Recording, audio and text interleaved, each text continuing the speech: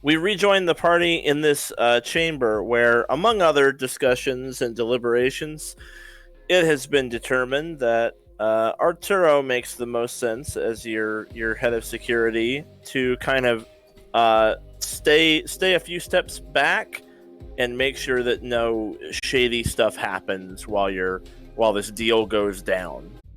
So yeah, here you are in the room, in the club, Euphoria, in the low orbit of the sun of Naraka. The planet's Naraka. Yep, the low orbit of the planet Naraka, very close to a big sun, in terminus space. We join the party in this private room that was provided for you. Aryn has just been staring at the decision wheel for a week. Pretty much. So with the argument going between whether we take the credits or we take the man, the argument going back and forth, and then everybody just suddenly turns to Aryn and goes, "Spectre, you decide." Aryn takes a lot less time to decide than I have, and she'll say, "I need my team to have closure and clear heads to stay on mission. And that means we take this guy out. The question is if we take the opportunity now, or use this information broker to identify a better opportunity later." Later is a chance of losing him.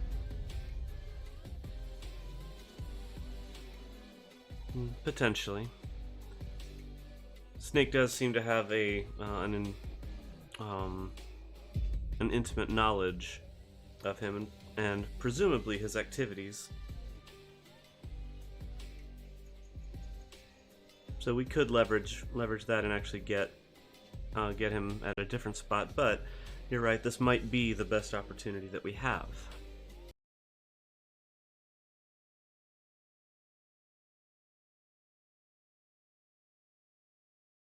Does anyone else have a different opinion on this matter?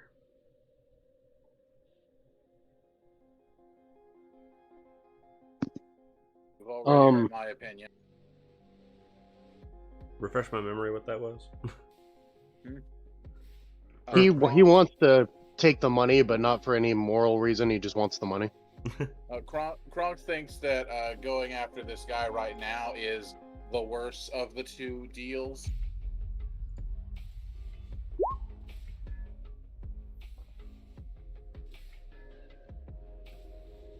If we go out of our way to intentionally kill a man, regardless of what he's done in the past, we're no longer the good guys. And I know that being the quote-unquote good person hasn't been a very popular opinion, and Ray kind of looks over at Shepard as she's like inching away from her a little bit, but that is my opinion. I think that we are better than this, and it would be foolish for us to, if we have to take one of these deals, go with the one for vengeance rather than the one for gain. That's the problem with Spectre Ops. A lot of gray morality. Last I checked, it's not like we're going after a Boy Scout. No, we are cleaning up the scum of the galaxy. How many lives might be saved if we take him out now? We've also been hard at work for weeks. When was the last time we saw a payday? And if it makes you feel any better, ask the right people.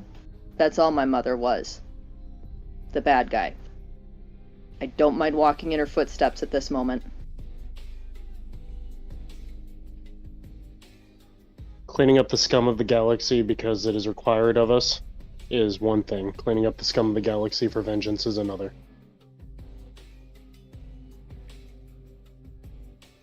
Like I said, Aryn, the choice is yours. I respect it either way. I know, and I've decided that we are going to take him out. I'm sorry, Ray, but this is something that is going to be a distraction for both David and Shepard if left unresolved. And I need everybody on my crew to be on mission and clear-headed.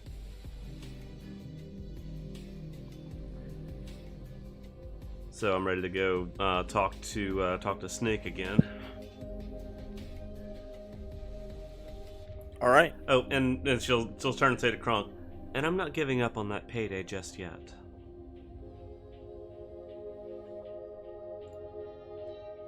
Nope.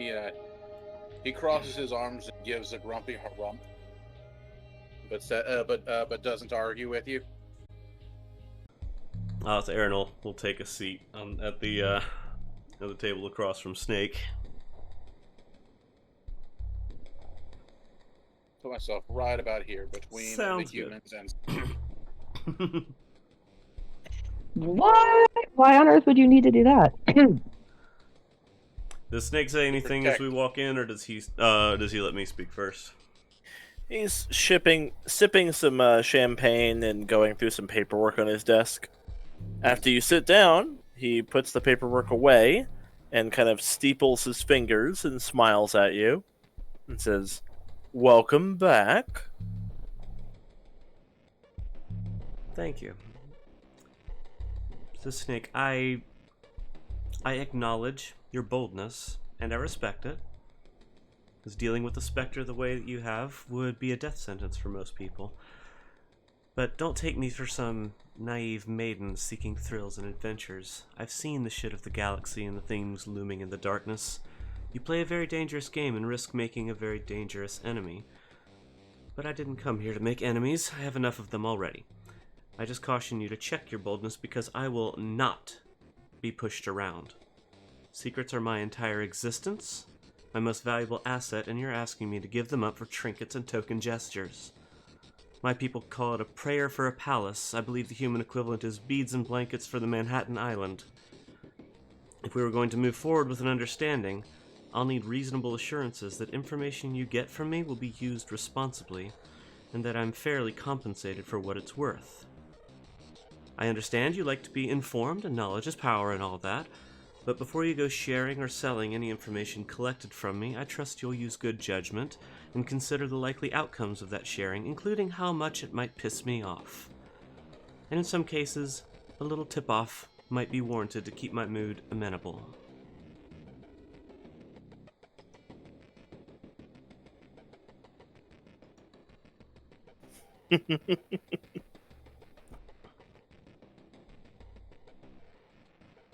Can I at least count on that much?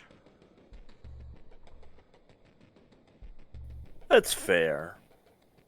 I am, after all, trying to build a healthy relationship here. Good. And as for the compensation you offered earlier, my ship and my team does require credit funding to grow and function, and sometimes the Council's discretionary fund just doesn't cut it. And I know the information collected from Spectre Ops is easily worth millions, and your offer is a lowball, but I'm making a choice not to be offended by it.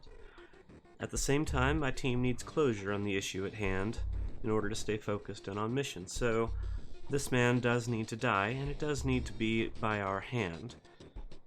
But because I'm providing a flow of information, not just a packet, I would like a flow in return. Nothing for now. I'll trade the Tsukiyomi report for your assistance in bringing closure to my people.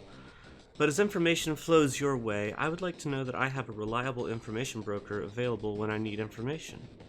And if I don't need information, credits would be ample compensation as well. So as long as I feel it's a fair offer, and not the swindle you proposed earlier, I'll continue to allow you to collect information from me.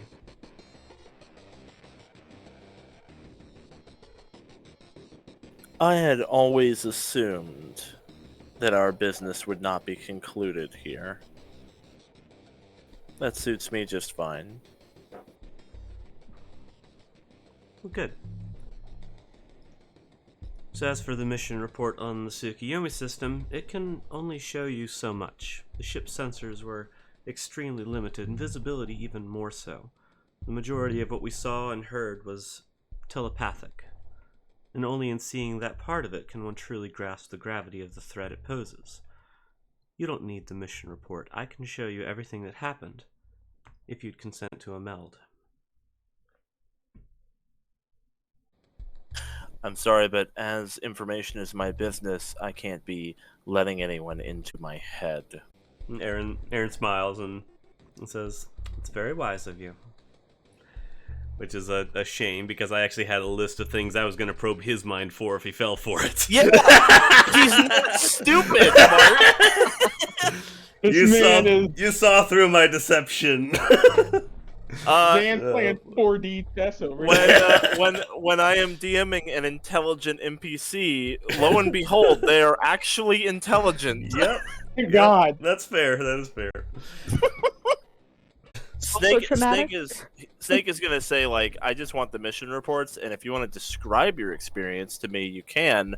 Again, Banshee will know if you're lying, so you can just tell me what happened. And then yeah, I'll give him the details of what we saw. I will leave out what we know about what it is from what we learned on ODR 7. Okay. I'll just give him the details like as we knew it at the time. Okay. Yeah, so you describe the mission, your experience. And I will be as like deep voiced and dark and ominous as possible to try to impose upon this person how big this threat actually is, because we felt it. It's hard to convey that feeling. Yeah. I'm trying to convey my feeling as best I can. Of having Space Satan in your brain. Mm-hmm. Yeah. Well, when you're done describing it, Snake is just kind of quiet. And then after a moment, he says, he just looks kind of pensive, like he's thinking. He says, well, if it weren't for Banshee, I'd assume you were lying. But what you've said seems to match these reports. That is something, isn't it? Aryn will lean forward and say, I want to be clear on this. I don't want to have another incident like Cerberus trying to control the Reapers.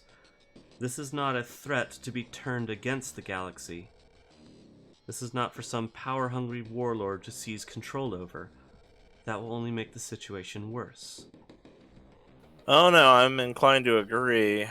What you encountered seems by all accounts to be organic and very intelligent. This isn't some machine race we're dealing with. This is a person, more or less, an entity. Looking at what it had to say to you, it doesn't seem particularly interested in negotiations either. And I can't imagine there's anything we could offer it. So yeah, no, I'm inclined to agree. There's not really any value to be had in the Syndicate trying to work with this thing. If this is how it thinks, then we're the same as everyone else in the galaxy to it. Fair enough. We're running down leads on what exactly it is and how we might best defeat it. But if I need information to help advance that that mission, I trust you're on standby to help.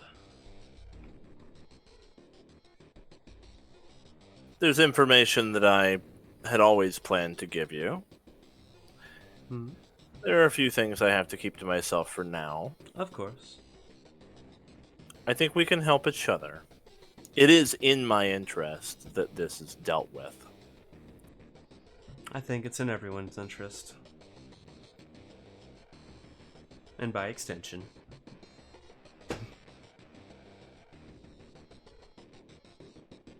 Then I think we have an understanding. Now, I did have a question. Please. It seemed to think that you would be able to find its kind and convey a message. That is the part that really stuck out to me.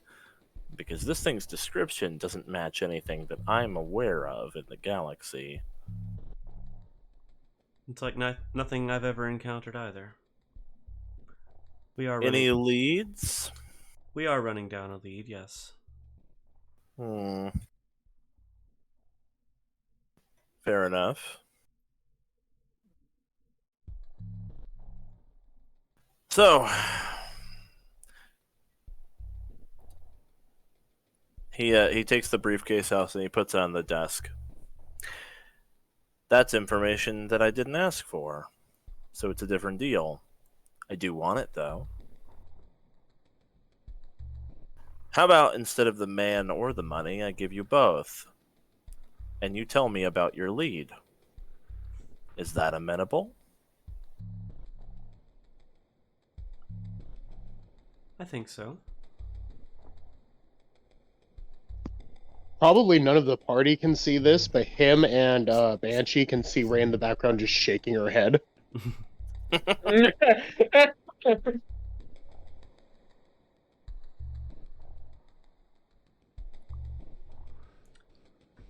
Well, Aryn will say we got a lead on what this thing's kind are, something that predates even the Protheans, as I understand it. Something very very old and very powerful. Interesting. Where'd you learn of this? It's a human research station, no longer in operation as such. I see. Was he already? Did he already tell us he was aware of the Rachni? Did he already? No, tell us that? he's not mentioned the Rachni. Okay. No. All right. Then I'm going to keep the details of that. He also doesn't pry on that at all. He's more like focused on this. Yeah. Mhm. So, any idea where to find them? We do have an idea. For now, I think it's best that location be kept secret, not just for your sake, but for everyone's. Well, give me a heads up when you plan to go over there. I'd like to pay attention to how that goes down. Understood. And he'll slide the briefcase over to you. Now, keep in mind, beings as powerful as this may insist on remaining hidden. It seems that they've made such insistence before, and pissing them off might make the problem even worse. I don't plan to stick my nose anywhere. That's what you're for. I just like to pay attention. Very well, then. Do I get to take the briefcase, then? Yep, you got it. I'll open it up to check. 100,000 credits. Okay. It's a lot for a civilian. It is a lot for a civilian. It's rather small for what I've given him, but it's a start. Yeah, I mean it's 1,000 gold. Yeah. Level 6 D&D, like 1,000 gold's not bad. Yeah. Yeah. It's It'll not. It's not like insulting. No. I mean, it could be more, but yeah. Yeah, it'll get about 2 + 1 weapons. Yeah. Which is decent. I mean, it's not bad. Like, yeah, it's because it is a small amount for what I'm trading, but it is. I think it's a start to a good relationship. Yep. So about this man then. I think in the interest of our prolonged business relationship, if you're willing, I wouldn't mind telling you the full story, so you know what you're getting yourself into. I'm listening. All right. We're listening intently. She looks over her shoulder at the others. Shepard rolls her shoulders back and sits into a proper ready stance, hands folded in front of her. Audibly cracked shoulders and just. The Reaper War took a lot from everyone. Disconnected the galaxy, killed a lot of very important people. We lost the Shadow Broker that day, and the Elusive Man. The other executives of Cerberus, the lower executive officers, one of them wasted no time. Within the 2 days following the Elusive Man's death, he had every other executive assassinated. It was something that had been planned for a long time. That man, I don't have his name, because he's a syndicate boss now. He goes by Old Dog. He's the last living executive of Cerberus, and what used to be Cerberus is now his organization within the syndicate. And the man who killed Caden works for him. In fact, he was the one who discovered the Normandy as well. But he wasn't the only one. You see, before the Syndicate existed, the war had just ended. This was very early in the dark days. The remnants of Cerberus, led by Old Dog, discovered the Normandy crash site. But before they could salvage everything they wanted to from it, I understand they did acquire a few things. Edie and Jeff Moreau as well. Other powerful figures swarmed upon it. Among those who discovered the Normandy crash site were other now Syndicate bosses: Rat, Warhorse, Rabbit, Dragon. And it was looking like a full-on turf war. I wasn't part of things then. I was a smaller player. This was 20 years ago. Everyone involved in that are quite old now, or from species for whom 20 years is not very much time. In any case, they could have eaten each other alive over the carcass of this extremely advanced Alliance vessel with systems that are worth obscene amounts of money. But, considering what had just happened to the galaxy, how we'd all become disconnected, all trade had ground almost to a halt, illicit or otherwise, and the power structure that we had all operated under until now was gone, decimated. Every big player was dead or missing. They made a decision. Old Dog, Rat, Warhorse, Rabbit, and Dragon sat down, and they made a truce. An indefinite truce. The terms of which started out very simple. They would stay out of each other's territory, and also, no one gets the Normandy. It was to be left alone. That was how the Syndicate started, was this pact that was made to not necessarily cooperate, but stay out of each other's way. At that time, Old Dog already had Jeff Moreau, and I have it on good authority that they were trying to brainwash him into flying for New Cerberus, but the brainwashing didn't take. And after the pact was formed and the Normandy became a no man's land for the Syndicate, well, Old Dog just kind of dumped Mr. Moreau there and forgot about him. Only two people know that Jeff lived, Old Dog and me. That information wasn't helpful to me yet. Not for a long time. I was kind of sitting on it. It was honestly a miracle that Jeff survived so long. But there was no one I could share this with to whom it would make any difference. The pieces were starting to come together, but it was slow. David Moreau over here, being stationed on a ship with long-range FTL capability, wasn't purely coincidence. But you needed the authority to reach this planet, so a Spectre was necessary. One of my boys in the Alliance calculated the trajectory of where he thought the Normandy might be.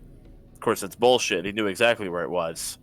And his officer told their commander, who told the vice admiral, who told an admiral, who told you, Shepard. The point is, Spectre, be careful assuming things are a coincidence in this galaxy, because you might be surprised how often they aren't. Also, don't assume that just because you're a Spectre, this is your game. You're very much still a piece on the board. We have 3 Spectres in the Syndicate. And you're talking to one of them. Oh. Pleasure. Pleasure to meet you. That's going to stay between us, of course. Of course.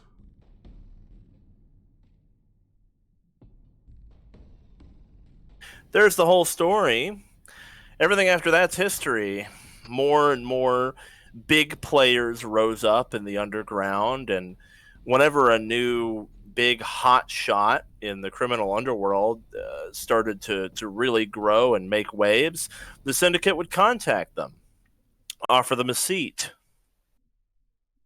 Today there are 12.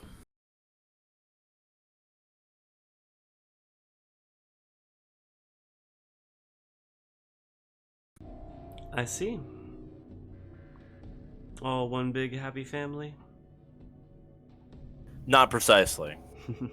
It is still very much a fragile truce at best.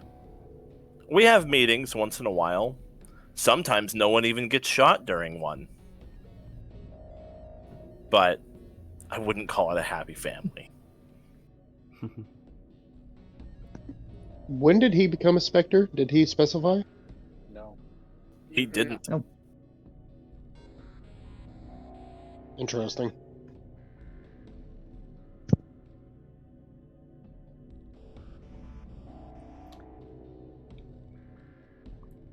Aryn will turn to Shepard and say, so will just one man be enough, or how high up the chain do you want to go?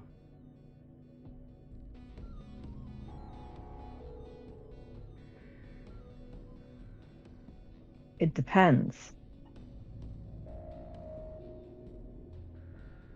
I'm going to guess, Snake, that you know the top of the chain to where this goes. I know his syndicate name is Old Dog. I don't know his real name. I told you most of his history. Here's the one thing that you didn't say, though. You said the Normandy was a no man's land. You said that was the deal. Nobody goes in. Obviously, people went in and massacred anyone who survived. That was before the deal was made. Like I said, the remnants of Cerberus found it first.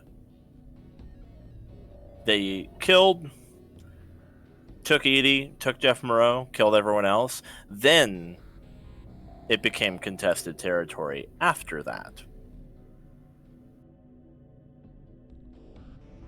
And the deal was struck. And Jeff Moreau was marooned because he wouldn't let them rewrite his brain. Well, good for him. Although, they did a lot of damage to it trying. Well, on that note, we're also looking for Edie. Perhaps not right away, but eventually. As far as I understand, Old Dog probably still has her. If she's around anymore. It sounds like we'll be making an enemy of Old Dog at some point. I trust That's that won't assuming be an issue. That's assuming Edie even survived what killed the Reapers. I don't have any guarantee of that. What Old Dog has might be Edie's corpse. Either way, we plan to recover it at some point. I can tell you where allegiances lie. Old Dog is not very well liked. You're not going to run into a lot of problems messing with his operation. The only one being potentially Dragon. Dragon runs a very, very large mercenary corps, and they get a great deal of their funding from Old Dog, who is still riding that fat Cerberus trust fund that he pilfered from the elusive man's corpse. Mm-hmm. So Dragon might be a problem for you, but it's money-based, not loyalty. As far as I know, none of the other bosses have any kind of sentimental tie to Old Dog. He is a bit of an instigator. As long as He's one of the original founders, but as long as I can count on you to keep any secrets about me and my operations out of their hands, if possible.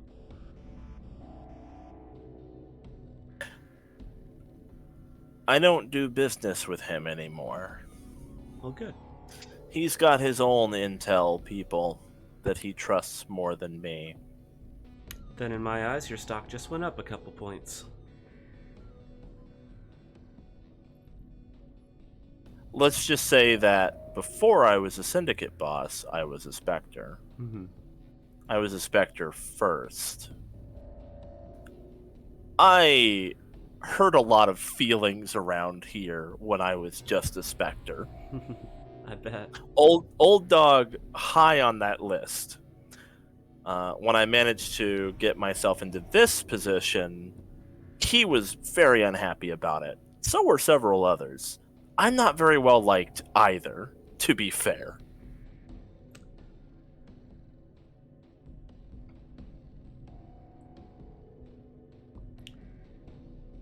Oh, you might want a picture. And he'll pull up. There you go. Uh-huh. Okay. This is a pretty recent capture.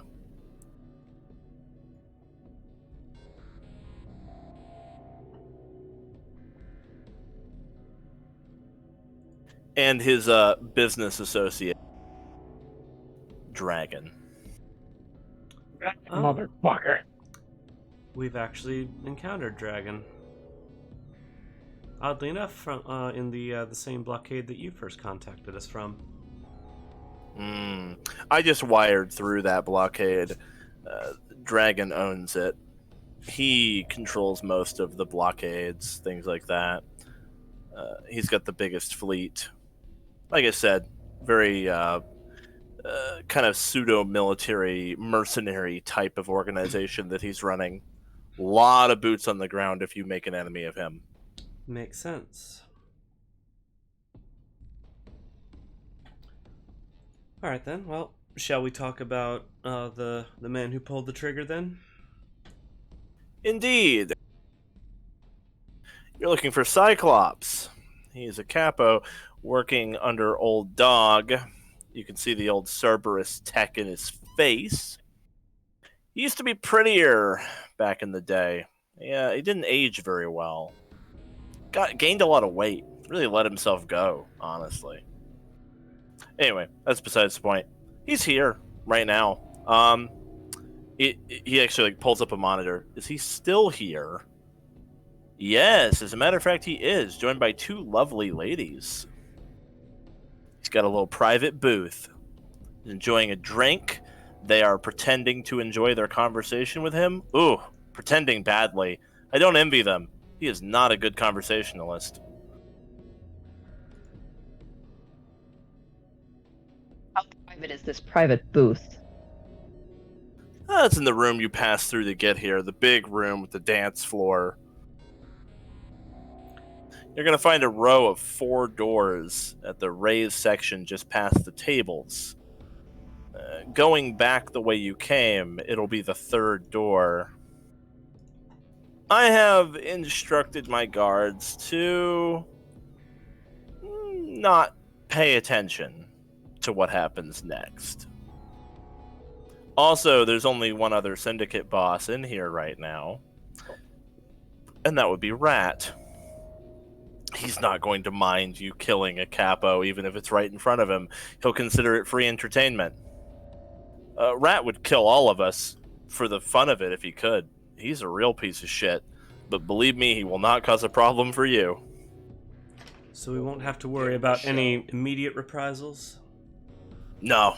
No reprisal from anyone in my club right now. I know the name and face of everybody in this room, or in this building. Sounds good to me. Just don't shoot Rat. Understood. No collateral damage. He's seated at the opposite end at the tables in like the little inlet. You want to really make sure you don't have an errant bullet hit his drink or something, or you're going to have a much bigger fight than you signed up for. There won't be any errant bullets. Hear that, guys? No nat ones. If it's pressed against Well, his then I head, could- can you really nat one that? I mean, Yeah, disadvantage. Here's Rat, by the way. He's back there as well, like drinking. Well, it's a good thing that I don't use firearms much. I prefer to get. Aaron's gonna hand the briefcase of credits to Kronk. He will take the credits. Ah, yes, a deranged biotic Turian. Great. Hopefully a deranged biotic Turian that won't be a problem. Let's just make sure it's a good show. If you don't make yourselves an enemy of him, he will leave you well alone. All right then. After you, Spectre. All right. Thank you very much, Snake. Pleasure doing business. Indeed. I'll look forward to talking to you again. If you ever want to discuss anything, well, you can ask for it anywhere in your ship, since I'll be listening. Aryn gives a nod and steps around the corner.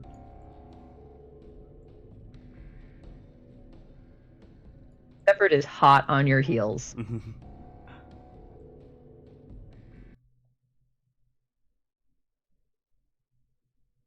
I'm just You gonna know, they go say ahead an and essential part of being an information broker is a little hint of voyeurism.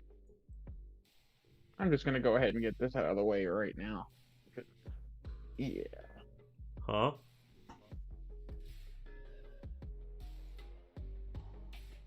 I didn't hear what Dan said. I said an essential part to being an information broker is this little hint of voyeurism. Oh, you're casting that biotic enhancement. Okay. I heard. Oh, yeah. I heard. I'm just getting this out of the way right now, and then didn't hear anything. Oh yeah. Arturo is going to return to the ship to make sure that it's not, like, in case anything goes terribly wrong, the ship is secure. Yeah, given that, like, it seems that he wanted us to find the Normandy eventually, like, it actually makes sense that Aryn would send him back to guard the ship because we've got the stealth drive. Yep. And Yeah, and Snake, if he does know that, he hasn't indicated it, but it seems like Snake doesn't know you have the stuff. So. Okay, so it looks like his information gathering on my ship is not perfect, at least. It depends on whether he just didn't give that away or not. Yeah, that's the hard part. Keeping everything close to the vest. All right, well, Aaron's gonna like pull up a seat at a table and like be looking around, trying to spot this guy.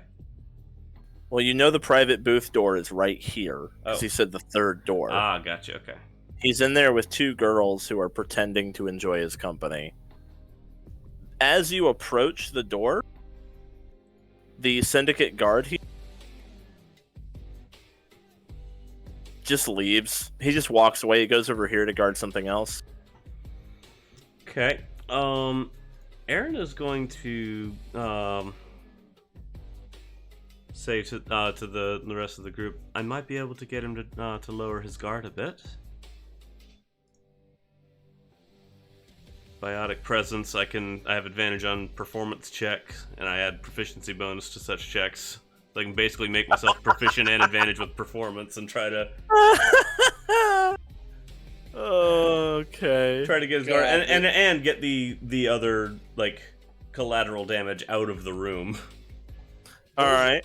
I knew we were gonna make the Azure play at some point. I just didn't know when. It was only a matter of time. I'm not even gonna ask.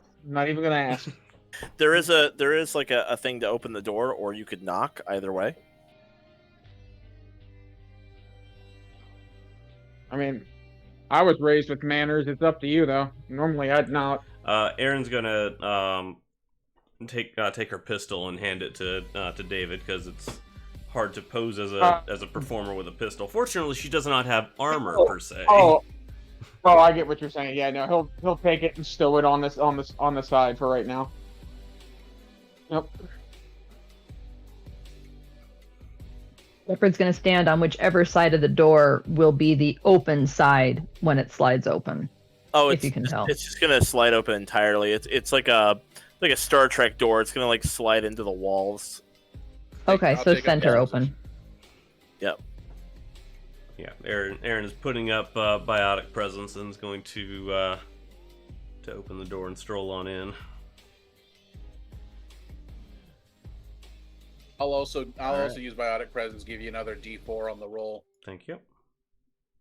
Before you hit the door to open, she's going to touch your shoulder. I want the first shot. Aryn gives a nod. Then be ready when you see the girls leave. I also added a token for Rat on the other end of the room, the biotic Turian. See him. Mm-hmm. Yeah, just so you know where he is. He does watch you guys. As you come out, he kind of like raises an eyebrow and looks over at you. Yeah, and Aryn will say to Shepard, like, after the girls leave, you can come on in guns blazing, and if they don't, I might need rescuing.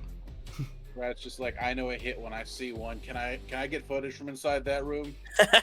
So the door opens and Cyclops stops talking and looks at you. It's like, what the fuck? Aryn's gonna be like, is just gonna lean in the doorway with like as alluring a smile as she can, and she'll look at the other girls that are with him and kind of give them like a dismissive head nod out the door. They will take the hint. They'll get up and leave, and as they're leaving, Cyclops looks kind of frustrated and confused, and it's like, what the fuck is going on? And she like kind of steps in and like sits down. She'll sit down next to him and say like, their shift is over. I've been sent to take their place. Is that right? And Asari. I heard you like them exotic.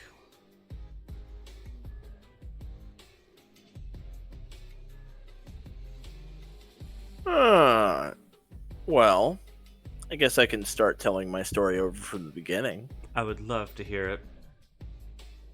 And I'm waiting for backup here. Yeah, I'm not interested in your story. She walks in and draws her rifle. Right. Yeah, so you've got your rifle out, aimed at him. He looks at you like straight down the barrel, and his face, it's not so much shock as just like understanding, like grim understanding, because the situation was already weird. So now he like gets what's going on. These are that's my planning dice. Oh boy. Oh boy! Yeah, Mikey boy. Later. Yep. Later. So, who are you here for? You really have to ask? Killed a lot of people, lady. Who the fuck do you think I am? Take one look at my face and tell me who you think I might be. I have no idea who you are.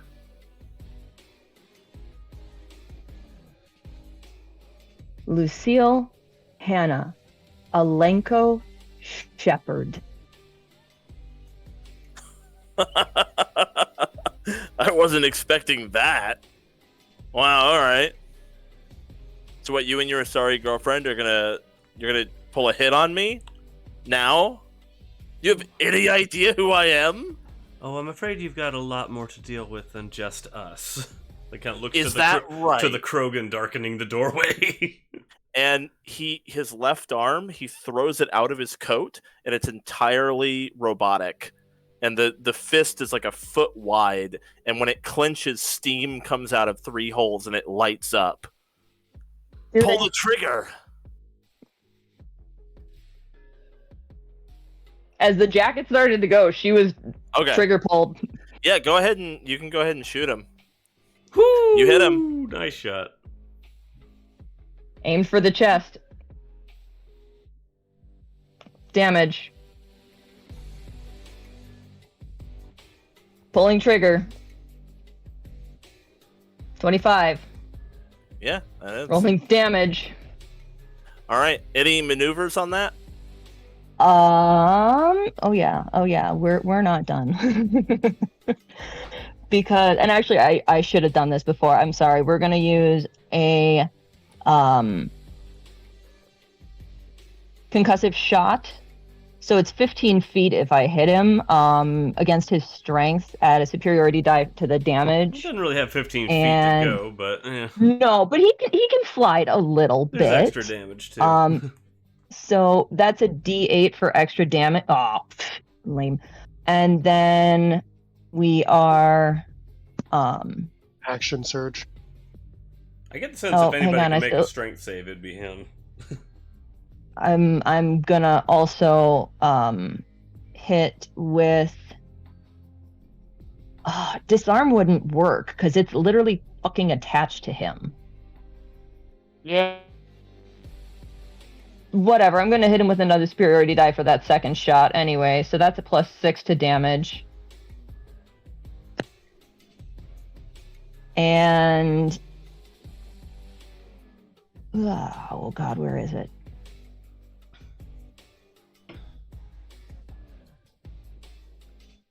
Can she action surge, Zan? Yes. Action surge? Yeah. You know, you take Adrenaline rush. It's You called can fight her. adrenaline Oh, rush. okay. Oh, Oh, my yeah, bad. that was- Fire Sorry. 2 more times. That was coming next. I was like, what? What are you talking about? Mag dump. Oh. Mag dump his ass. Shooting again, 12. I'm re-rolling that with adaptive. God, really? You're not. Second shot, 28. Damage 9. Hitting with another concussive shot. D8 of superiority die. What's that thing that we get that I have never used? For what? Humans? Second wind? No, Inspiration? inspiration. Yeah. Yeah. You typically have to declare it like before you roll. Yeah, use it if to you're get gonna use advantage Oh, okay. on a roll. Oh, okay. So yeah, I wasn't you sure how that worked. you adrenaline rush and just start shooting. You just like unload the rifle into his chest. As you are, sparks are flying. You pretty much decimate the front of his suit, revealing how much cybernetics there is built into his body. I should have gone for a headshot. The cybernetics are now drenched in blood. You definitely hurt him. But as it's like sparking and he's bleeding, he brings his left fist around and he just punches the floor with it. And I need a strength saving throw from all four of you. Okay. Easy enough. Just so you guys know, we've Gonna already had end well. 2 Thanos versus Vision references in this fight alone. He did the whole "I have no idea who you are" thing, and then she just said I should have gone for the head. Oh my. Ow. Damn. 17. So you guys are all thrown over here. Everyone's prone but Shepard. I mean Ray isn't. Land on Ray your is. feet, Yeah. Nice. And Ray. Ray sees everybody explode back from the room and is like, I'm glad I did not go in there. He leaps out of the room and he lands in the middle of the dance floor with his fist, like cracking the floor. People are like running off the dance floor screaming. Rat like sips his drink. And the DJ says, and yeah, Rat's over there drinking.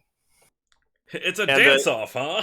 And as this is happening and all the guests are like fleeing to get out of the way of this combat, the DJ says, "Big Boss Snake has a special request," and they put on a song for the fight.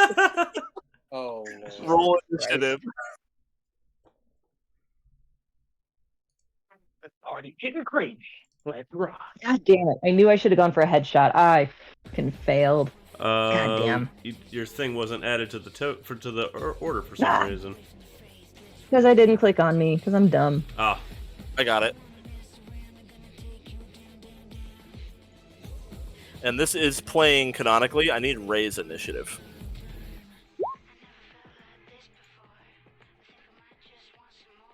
All right, Lucille, you are up. Just so you know that it's actually a 16, not a 10. Oh wait, never mind. I have no allies near me. You all got blown away. Actually, does this guy count as an ally? No. No. Sorry. 17 will hit. Yeah, I am proficient in perception. Got it. All right, cool. Light him up, Lucille. Yeah, you Let's just go. keep shooting him. Makes sense that Lucille would have the highest initiative here. Just keeps the trigger pulled down and has not let it go. Just All right. don't forget to reload when you need to. Do you want to Oh move? yeah, no, it's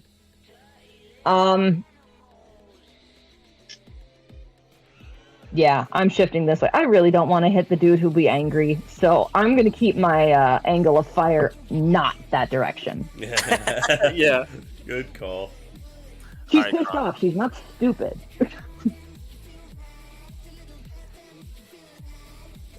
All right, so first thing Kronk does is stand up, of course.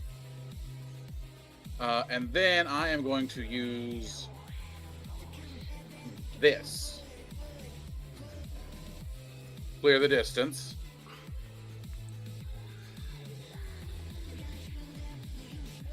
Strength save. Yes. All right.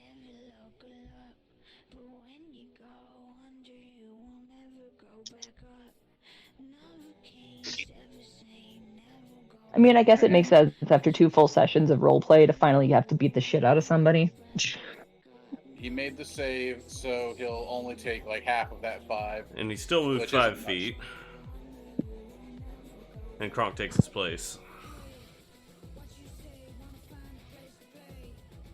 All right, and then, because of my ability frontline, I can still do this. Fuck. You're not prone anymore, right? No, he stood up first and then charged. Got it. That's why I used biotic charge, so because I'd only had half movement anyway. But I don't think that hit. Mm-mm. David.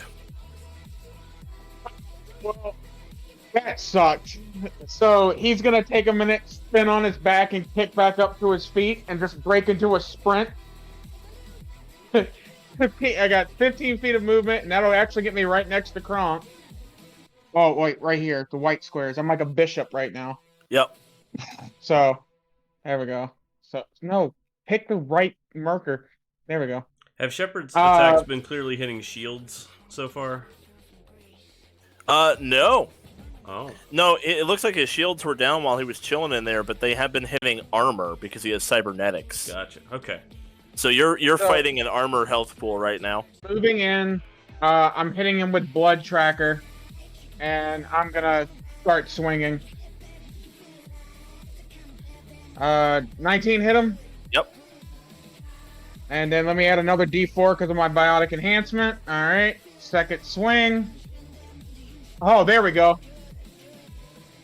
All right, that'll hit. Yeah, my uncle says hi, motherfucker. I'm gonna hit him right in the goddamn face. Let me roll 2d4 for that because that was a crit. There we go. Shepard, I And updated your then- macro. Thank you. And then Hit.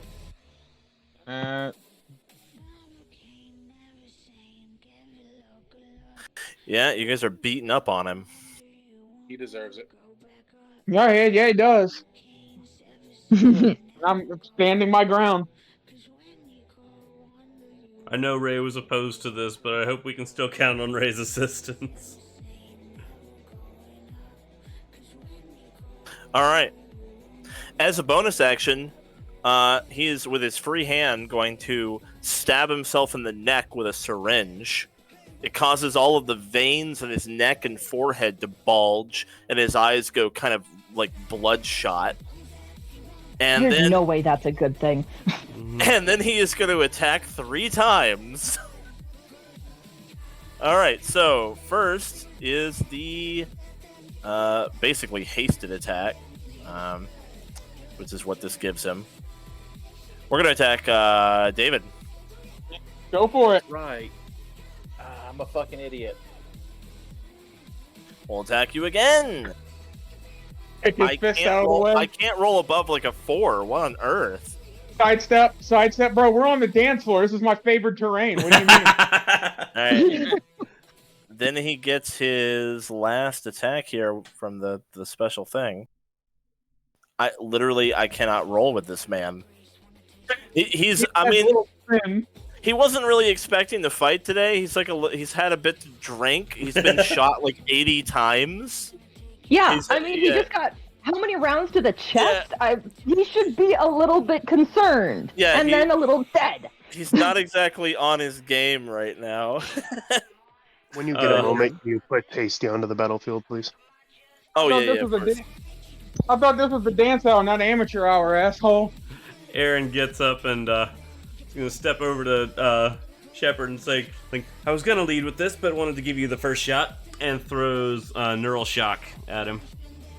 And I'm going to use my my planning die to make him roll a 3.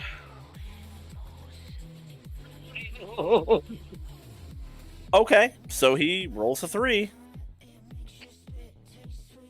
With his plus his modifier, I really hope does not beat that DC. No, I mean, he fails. Okay. Uh-oh. So he is paralyzed. All right. Excellent. Ray. Ray. Assuming Ray isn't sitting this out for moral reasons. Well, no, because if somebody died because she didn't do anything, she would feel even worse, so... Fair. Ray's gonna have Tasty go down here, and then Ray is just gonna run over here and just be in the line of fire, so if a stray bullet flies towards Mr. Murder Man over here, it'll hit her instead, hopefully. Oh. All right. Do you have that much movement? Oh, I can move up to 70. Ah. Do we have the diagonal set, Zan? Oh, do you use 3.5 diagonals Yes. for your system? Yeah. Okay. I don't. 3.5. Alright, let me try that again then. There we go. I thought there was something up, but... okay, so she's a little closer to this situation than she wants to be, but she's still gonna try to protect her friends the best she can, so she'll stand right here. I'm pretty sure he's not going to notice you. He's been punched repeatedly in the face and shot by other people. He's got got concussion priority by now. Yeah, but he also did a shockwave that filled an entire room and sent a Krogan flying hundreds of feet, so I'm not too super confident. That's fair. It wasn't That's fair. 100. Dozens. It was enough. And with that, I'll end my turn. All right. Shepard.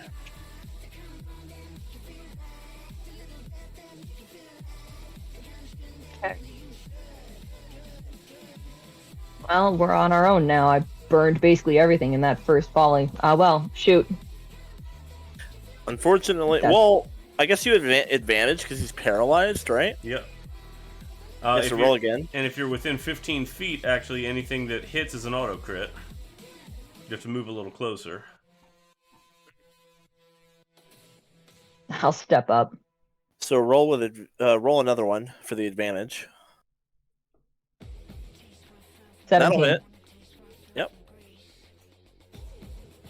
Yep. So then you roll another d8 for the crit. All right, so 11. And then I can, I've got double attack. So is that also still shooting with advantage? Yeah, it is, yep. Yes. You can attack again with advantage. This time you could use your advantage toggle if you wanted. There we go. Let's go. Hit. And then roll a d8 for the crit. Okay, so 9. And you know what? Just because I've got last one to burn, Make sure you double that superiority die damage. Indeed. I'm going to hit him with disarm because I don't want to move him. Yeah, that makes sense. There. It's just more damage. So wait, double it? Yep, Yeah. 2d8. Yeah, because you crit. I'll take 15. Yeah, nice. Okay, you have depleted his armor, Oh, which triggers your feat. Best person to have done that. Yes. Yeah, your feat adds something. D8 or weapon damage. I don't think that's double on crit though. No, because it's like another thing. Yeah. So another D8 of damage. Yep, so another D8. Let's go. 4. All right, Which? Kronk. This guy's paralyzed, right? Yep. He is. Oh, yes. So melee attacks against him are at advantage, and anything that hits is an automatic crit, right? That's correct. Yes.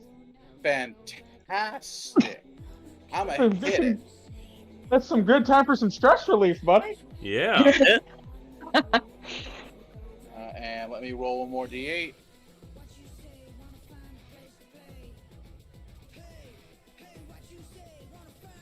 And then second attack. And since I know it's a crit, I'm actually going to spend a biotic point and dump a carnage into it as well. So hang on, let me roll 3 more D8 on top of that. Successfully.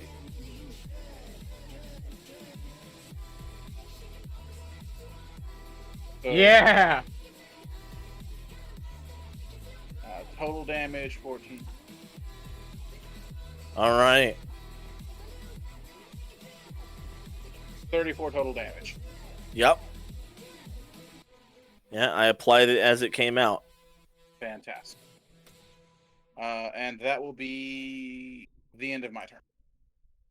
Yeah, like I imagine that Aryn is over there with her hand out, just holding him still, and you guys are all just shooting and hitting him.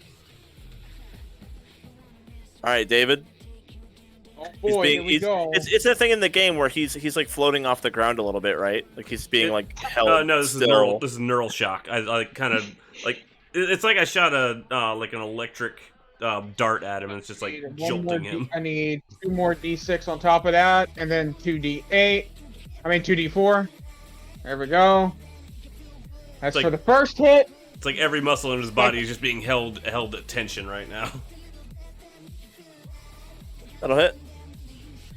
Let's see, another 2D6 and 2D4. And then... Oh, adaptive, re-rolling that. Nope, I'm not missing a punch. Not for this. Nope. So, 16 hit? I don't think we rolled lower than... No. Oh, shit. You found the AC. I punched the arm. Yeah. Ah, mother... At the end of his turn, he gets a save, right? Yes. And it's, what is it, con? Constitution, yes. Yeah.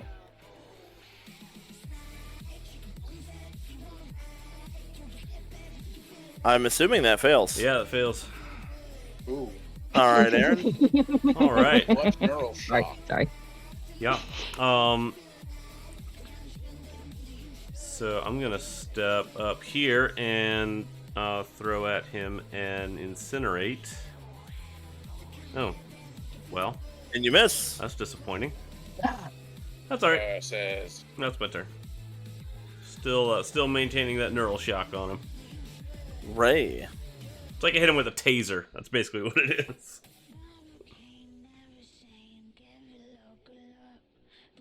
Ray is going to walk, or I guess jog over, and like stand right here. And what was his name again? Snake? Rat. That's Rat. Rat. She's gonna say, sorry, Mr. Rat, I'm just gonna stand here so you don't get hit by someone's incompetence.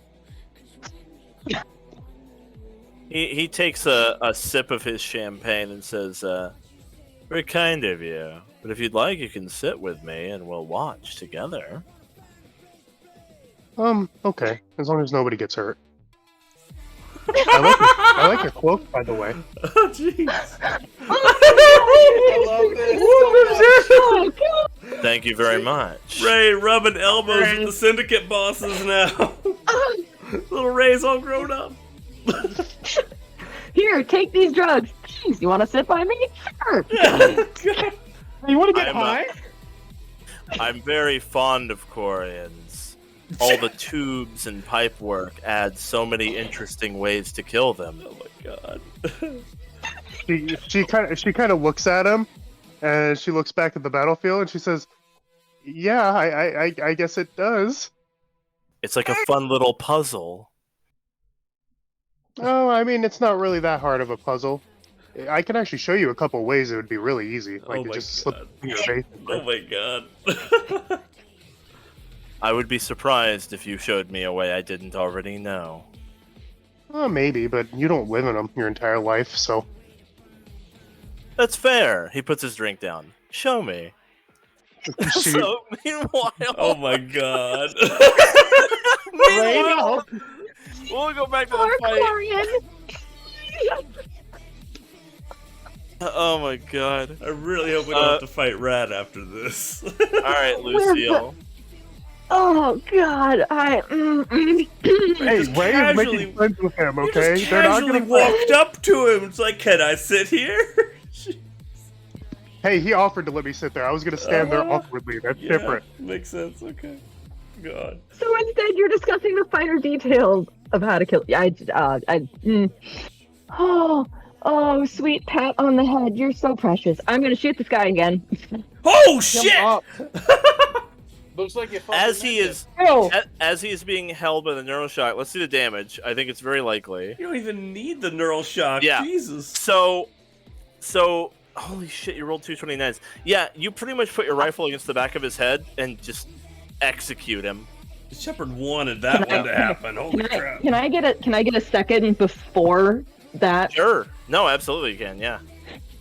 As she puts the gun to his head, this should have come 20 years earlier, and pulls the trigger. Yep. You just execute him. And she's literally just standing there staring at the body like, yeah. She's just staring. How's the You room Get the hell, responding? asshole. Kronk leads over to David. Are you gonna check his pockets or should I? You hear quiet clapping from across the room. Rat is giving you like a golf clap. When you get the hell, asshole, tell him to make some room. Aryn's gonna use biotic presence to make her voice heard throughout the room. It's gonna say, "One more for the Shark Tank." Ray, give me a medicine check. I want to see if you actually did show Rat something new. It's possible. You see, the spleen fuck is it, right like, fuck it. here. Yeah. Fuck it. You get left Well- side, I get right side. Let's just check. Fuck it. Since yeah, Ray's sure. being buddy with him, can I get my culture of community? Yeah, sure. Oh my god! Oh, All right, what- so it's gonna be an 18. Okay. He says, "Oh, I didn't think of it that way. Thank you." Wait, an 18? I thought it treats it as an 8, doesn't it? Yeah. Your Don't I have mod- a plus 10? No, you have a plus 8. Let's say it's a 16. Oh, my bad. My other monkey skills that I use are 10s. My bad. Yeah. Well, it seems your friends are wrapping things up, so you should probably return to them. But tell you what, and he takes out a small black hexagonal card, and he holds it out to Ray. If you ever want anyone killed, my rates are very reasonable. Ray nods and smiles and says, "Okay, thank you," and she'll take it from him. All right, you're gonna add to your inventory. You got Rat's card. It's got like what you need to contact him Oh my god. if you ever want Amazing. someone dead. Hey, Aaron's watching this interaction like very tensely, but is not like rushing over and trying and like startling Rat or anything. Why do I feel like a year from now in real life, like everyone will have forgotten about it, and some shit's gonna happen, and Ray is gonna call him and be like, ain't gonna happen, bro. Mr. Rat, I was wondering if we could still get that offer. Mr. Rat, David Moreau. Discount. Excuse you? Mr. Rat, David Moreau took my laundry out and threw it into the hamper for the last time. Okay. And you just go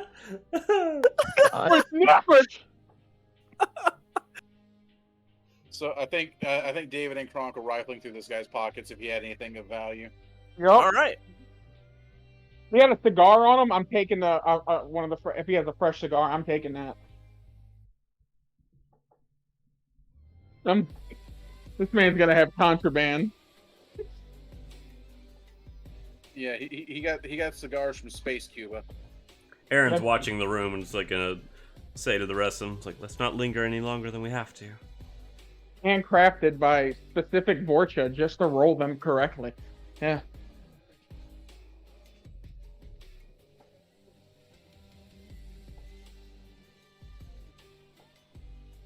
Here is what he has on him.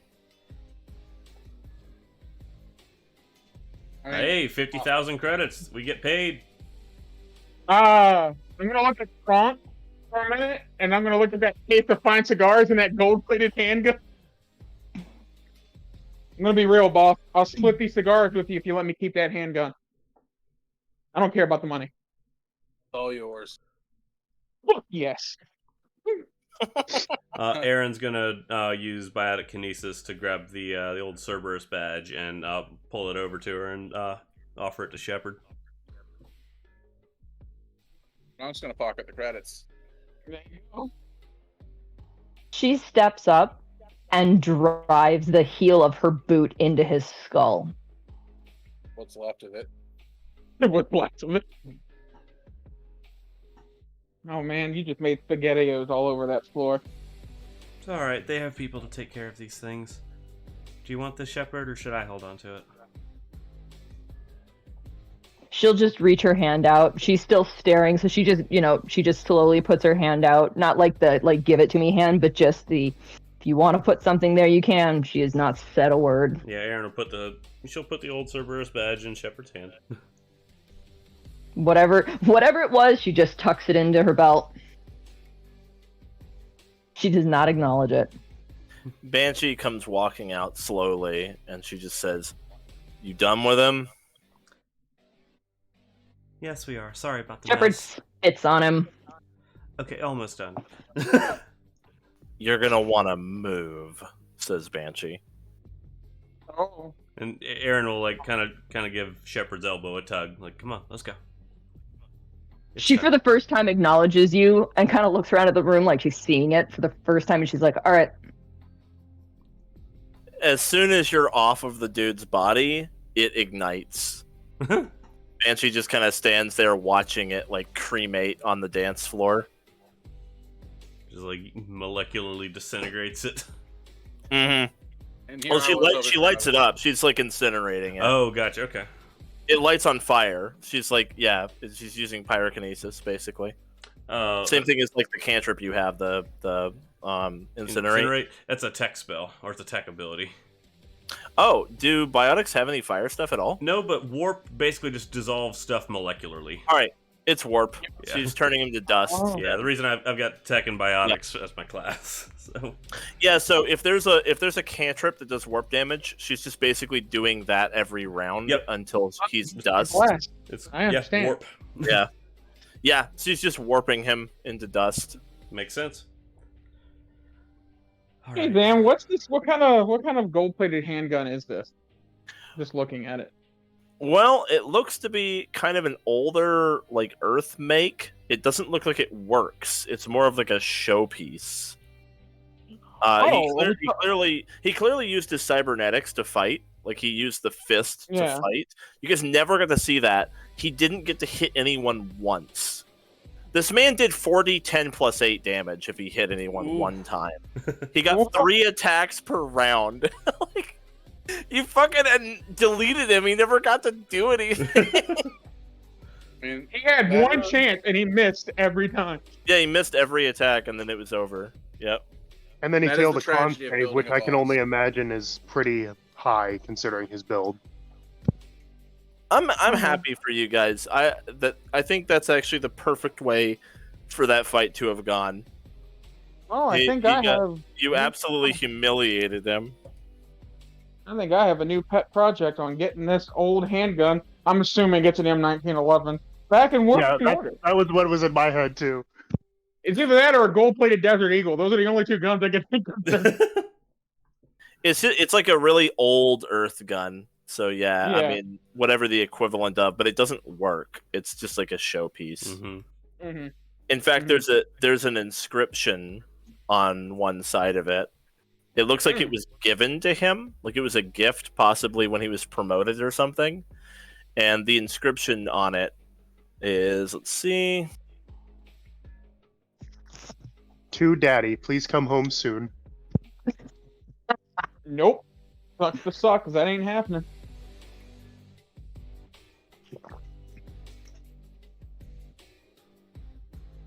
I can't find it because I'm bad at running games. Give me a sec. Sorry. No one will it's believe alright. that. I'll take your time. I know what I'm going to be doing for my downtime. Ordering parts and getting this thing. Oh, yeah, no, it's simple. It just says humanity first on it. Be careful who sees you toting that around, David. I mean, to be fair, David's probably going to scratch that out off the side. Okay. But that comes later. Once the body is done turning into ash, she spits at the pile again and just starts walking towards where the door was. I don't remember where it is on the map. She would know, but it's been a week. I don't remember. So that's where she's heading. Yeah, Aaron's Yeah, gonna. I think it's lower left. Aaron's gonna be right with her and is gonna say to the rest of the group, like, Yeah. "All right, back to the ship." Yes, ma'am. Ray's gonna walk over and order a bottle Ray, while everybody else is just walking back to the ship. Ray, let's go. I'll keep an eye on her, Aaron. Don't worry. That kind of makes his way over and says, Spectre, a word. Perfect distraction. Ray gets her booze. Yeah, I mean, I'm joining Ray on that. Like, fuck, we're getting bottles. I want that Ceres Ice brandy. Yeah, Aaron steps over, clearly paying attention to Rat. That was well executed. Enjoyed watching it. A very clean kill. I'm glad I've got a good team. You impressed me today. And I like your Quarian. She kind of narrows And the her, kind of just frowns slightly at that. But she's still listening. It's likely that old dog will put a hit out on you if and when he finds out what happened here today. I'd like you to know that I will not be accepting that contract. Her expression kind of relaxes, and she says, "Well, I appreciate that. I feel like Keep in touch.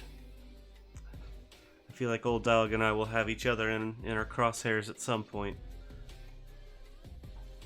Thank you." The pleasure was mine. How many credits does quadruple filtered Turian brandy cost? Kronk, A bottle of it? I don't know. can you go take care of that? I don't know how much that costs. Okay, so I'm gonna- Kronk, you know what? Kronk is gonna I'm gonna- come up and he's gonna get Ray by like the nape of her suit and pick her up. Yoink! You You know know, what? when I said as everybody was leaving, it's because it was supposed to be a secret. Well, don't worry, Shepard didn't see it. She's wherever the door is to the ship. Well, She's you know what? gone. Let's find out. Ray, roll stealth. Mm, If you beat everyone's passive perception, I'll give it to you. this is fair. Well, shit on a shingle. I got no chance. You might. I don't think your culture, I- and I don't think your culture of community counts for this one either. No, it definitely doesn't. I don't have proficiency in it. So. Okay, You might roll a I- 20. you might Tech roll support high. myself, even though it's against the rules. Hey, that beats mine. That Yeah. The That only person means- that does. that Go for meets it. mine. I've got a 15. Oh, So I have a 16. David would see you then. So- I'm treating it as a And- DC. does David Yeah. stop her? I Is the will- Go with question. the Krogan. I wouldn't stop her. I wouldn't say anything to her. Okay. I'd let Aaron Yeah, leave, and I would Ray battle gets- right next up to the Quarian But and the- just sit but the- there. The Krogan did see me too. That's the No, No. no, you beat Krogan. I'm treating it No. as a DC. Yeah, you met it. Yep. But Yeah, so yeah, David doesn't stop you. Yeah, we don't use a contested roll like- system. One roll and that's it. is 100 credits fair for the bottle of Yeah. brandy? Yeah, it's fine. Only one. That's one gold. I mean, in Yeah. D&D, I often like charging for food and drinks is such a fucking weird thing to do because it's usually like, 3 copper pieces for this loaf of bread, and the party has like 10,000 gold. Fucking, why are we tracking this? Well, once we get to that level of gold, then I'd True. understand. But right now, 100 credits is literally 1/10 of all of her money. So No, you have like 150,000. We just got a payday. they're not giving it to me. I may fair. never see any of those credits. That's fair. I'm gonna. It's possible. I'd buy a bottle of Sarah's Ice Brandy, and yeah, no, I'm good. That's what I wanted. All right. I ain't gonna say anything, Ray, if you don't.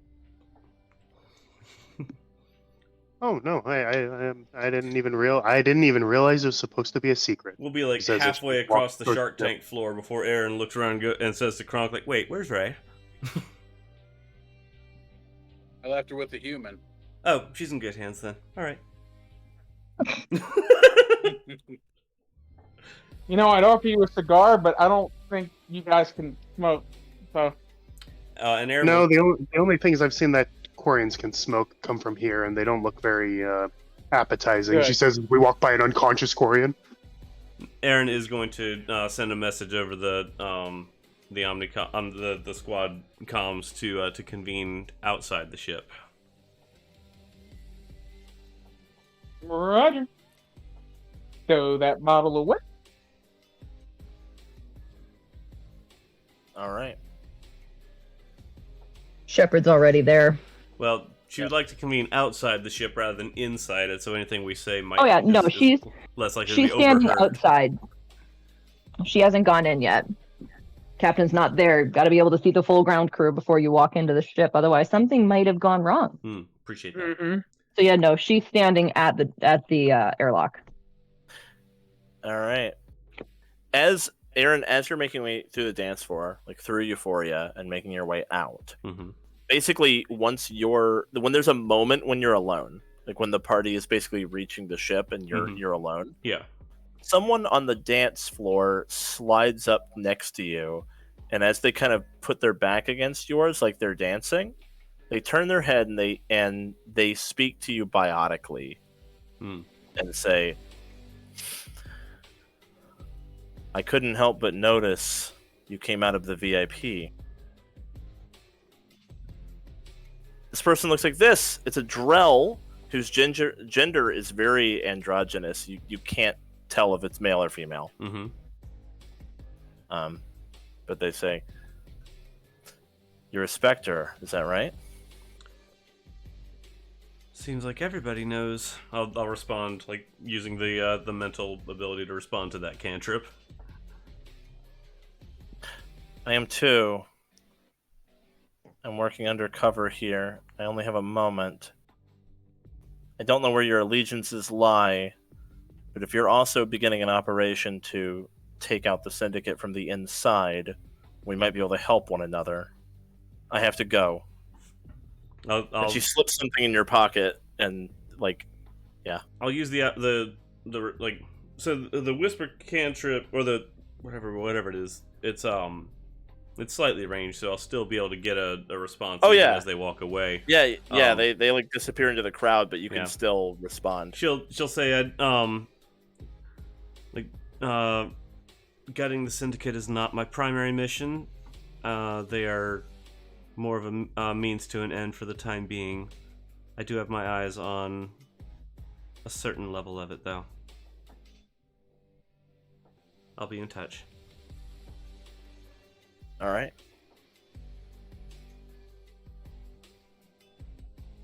All right, cool. Yep.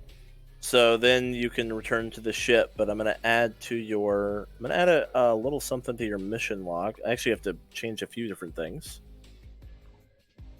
First of all, you went to Naraka and you made a deal, so that's done. Mm-hmm. The new side quest that you've received is that a mysterious Spectre has basically invited you to work with them on doing counter Syndicate operations in Terminus space. So I'm going to add that as a new side quest. Okay.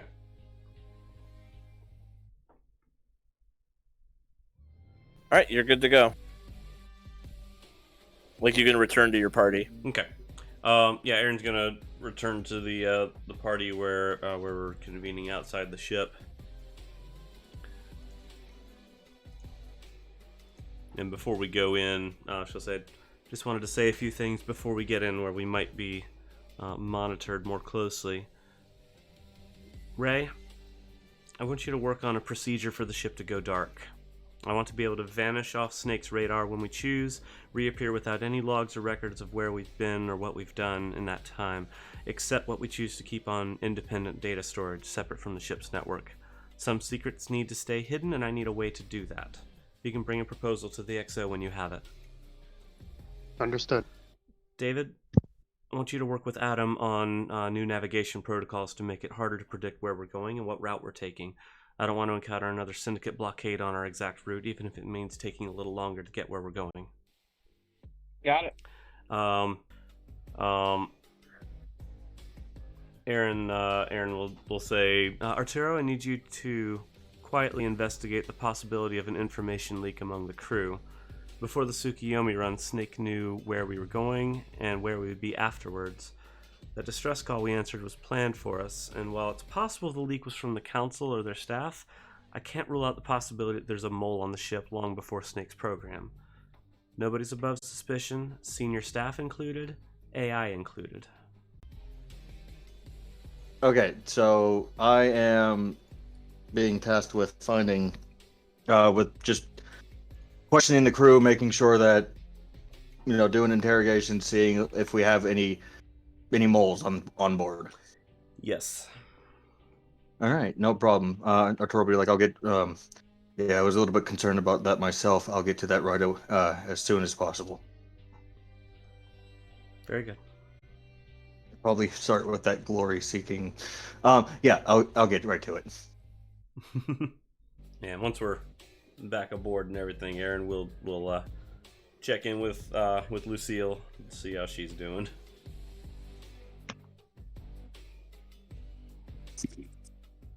By the way, not to interrupt, but I've cleaned up your mission stuff a little bit more. Boy. So you now have a couple of different, basically like relationship quests for which you don't actually like know who they're for yet, but they are polar opposites. So there's the Drell Spectre who wants to work with you on counter syndicate operations, but there's also the option to conversely build your relationships with the syndicate bosses by helping them out with stuff. These will yield very different paths for the campaign story.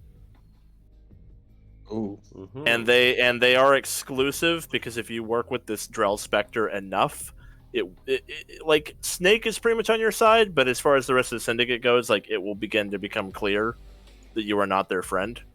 And conversely, if you build relationships with the other syndicate bosses, then like the Drell Spectre is going to rescind their offer because they'll assume that you're in the syndicate's pocket at that point. Right, of course. So I just thought I would point that out, Mm-hmm. that that's definitely a one or the other kind of situation for later. With Snake has expressed that he doesn't really care one way or the other. So if your relationship with the syndicate is that you are dismantling it and taking it apart, then he's fine as long as you don't target him. Mm-hmm. And then conversely, he's also fine with you getting in with the other bosses as well. So either way, you don't have to worry about your relationship with Snake. Like that's pretty secure. He's like kind of a big story character. Right. Like Snake is main quest to an extent, Mm-hmm. but like the rest of them are not. So Right. yeah. We're back on the ship. Well, you talked to people outside the ship, and now you're back on the ship. Yes. Alrighty.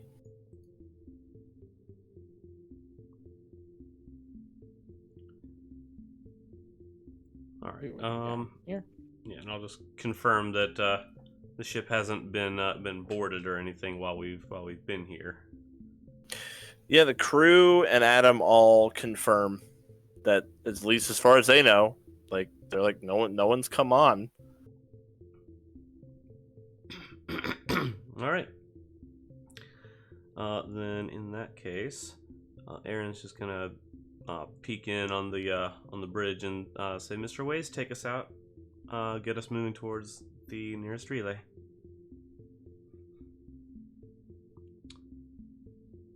And senior staff to the conference room. Yep, the ship pulls out from Euphoria and begins to make the long FTL travel back to a relay so that you can get the hell out of here. We have an occupant Oh yeah, in Jeff the conference room. Jeff is just in the conference room, kind of tapping his foot. He's all right to stay And there.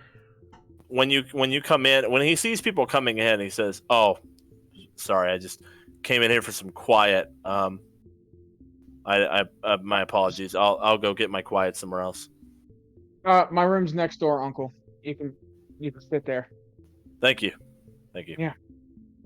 She kind of takes a step back so he can get in. Yeah, he's gonna just go sit on your bed. Yep.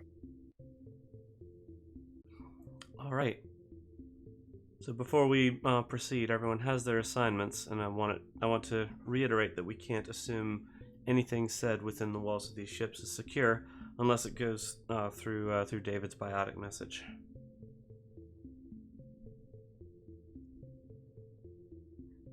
So, be careful what you say and what information you reveal. We're working with Snake, but there's still some secrets that need to be kept.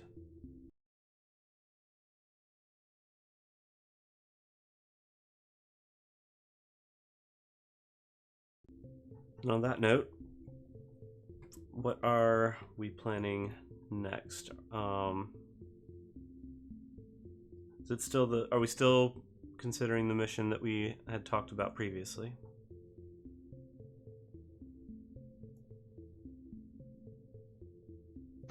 I think that's the best bet. Or in character. I think that would be the best option as of right now. As you said, going to our other objectives without the information we seek would not be as effective. Agreed. But I will point out that we should also worry about Dr. Bryson. That was actually what I was referring to. That was originally our plan, was dealing with her mission. Yeah, well then, yeah. Don't leave your friend waiting too long either, ma'am. Of course. Alright then. David, go and take the helm, take us back to the council space, and start working on those protocols on the way. You got it. I'm going to yeah. Oh, actually, I would stop by my room real quick and open the door to check on Jeff, and I'd say, "Hey, if you want, I'm about to relieve my co-pilot. If you want to sit up in the cockpit for, heading back off." Oh, yeah, I wouldn't mind that. All right. Everyone else has their jobs. Let's get to it. We've got some time before we reach the nearest relay. Shepard, if you could stay back for a moment. Quincy will trade off with you and go take a break. Yeah, Jeff takes a seat and he says, "These are nice seats."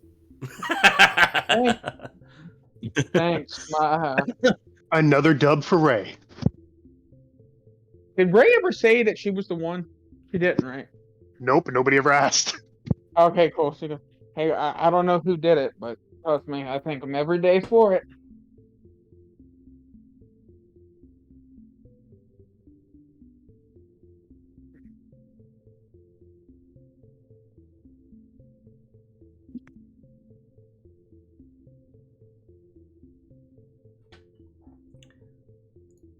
So we finally have a payday. Question is, how much do we set aside for crew distribution? How much goes to upgrading the ship? Kronk kind of shrugs. I don't know, 100,000 credits. gotta be careful with it. Well, we have 150 now, after rifling the pockets. Oh, right, yeah. And he reaches into his pocket and tosses out the 50K he picked up. Yeah, I don't think I didn't see that. Thank you for reminding. You know how my memory is. A few too many knocks to the dome. With your information on Despoina and the Leviathans, you do know that if that is what is that what you're planning to do next? No, the Rachni homeworlds. Oh, the Rachni homeworlds. Got it. Never mind. I don't know why I thought. Oh, I'm an idiot. It's because Bryson's connected to like both. That's why. Gotcha. Okay, that makes sense. She has to do with both of them. Yeah. So we've got 150 credits. I don't think we're counting Juvius on the crew anymore. No offense. No, he's officially requested mental health leave from you as soon as you guys are back at the Citadel. Yeah. Which is probably where you would do your shopping anyway. Yeah. So you can kind of head over there, drop Juvius off, and buy a bunch of stuff. Yeah, I'd say we make a stop at the Citadel, and then we'll head off on surveying the potential homeworlds for the Rachni.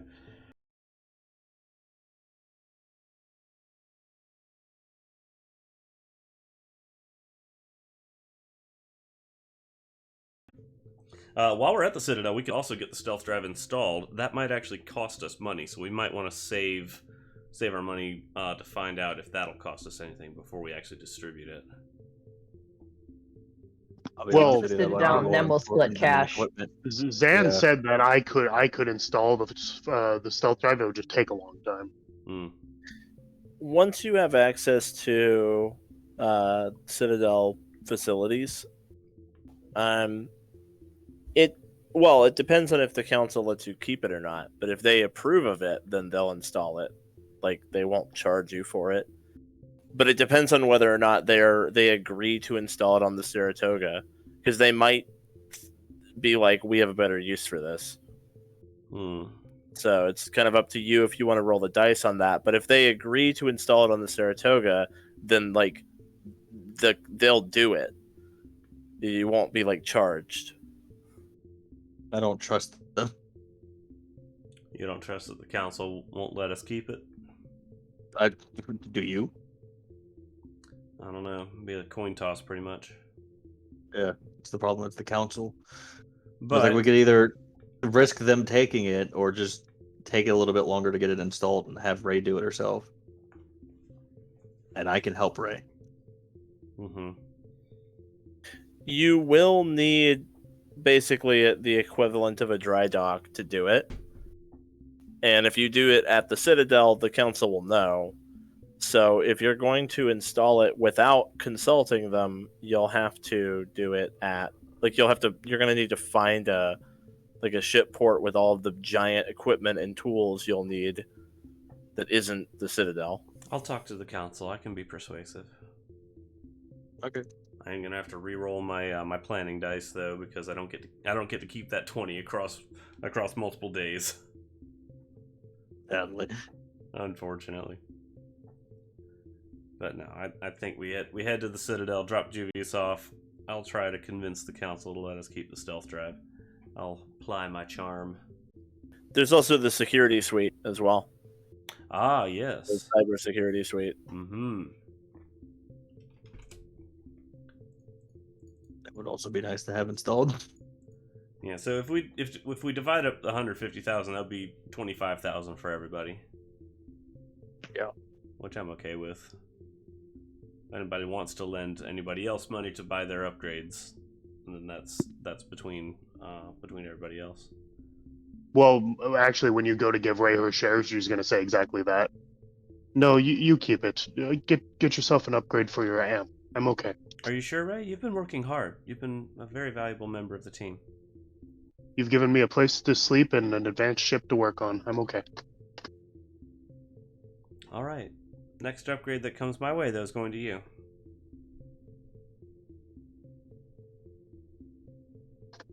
That's only fair. What am I looking All right, for? so Aryn will take Ray's share then. Shepard would wave you off as well. Oh my God. Who are you giving yours to, Shepard? That's it. She's got no words. If you start doling out at that point, she's just gonna wave her hand in front of her. You know, it's kind of one of those just nope.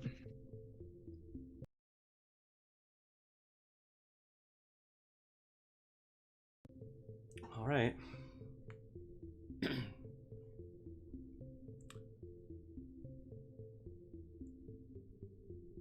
I'll just hold 25k in a ship fund then for now. And everybody except Ray and Shepard got your 25,000 credits. We're putting 25,000 into the ship fund because Shepard turned hers down. Ray's 25 is going to Aryn for an upgrade.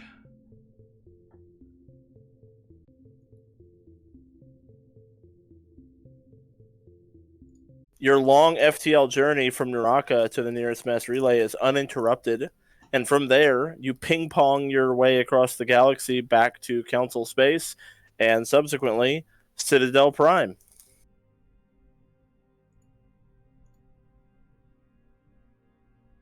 How long was the journey though from Naraka to the first relay?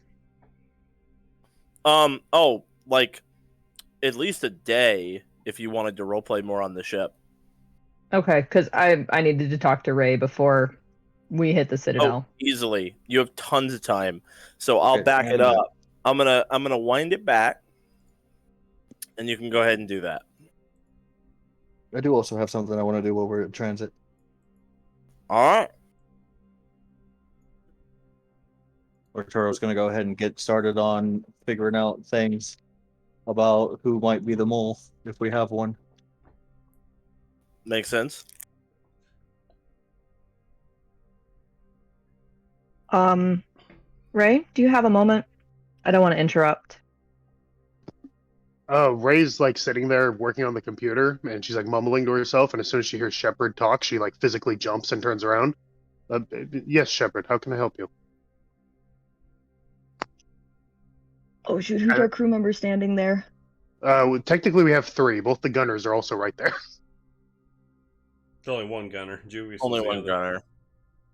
Oh right. We had a AWOL. Departure. I forgot. Mm-hmm.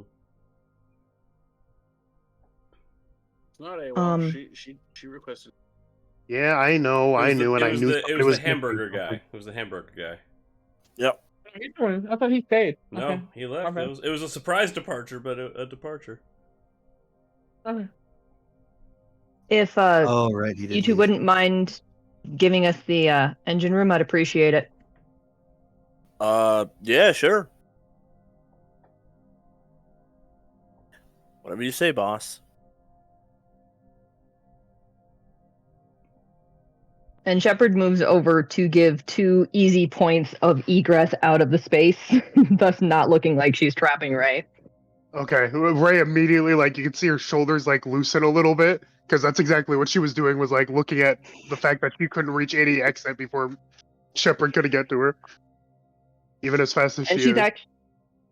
she's actually kind of just leaning against the ladder up to the second floor. I want to apologize for my words and my actions back there. I was out of line. And regardless of emotions, you're my crewmate, and I am a soldier first.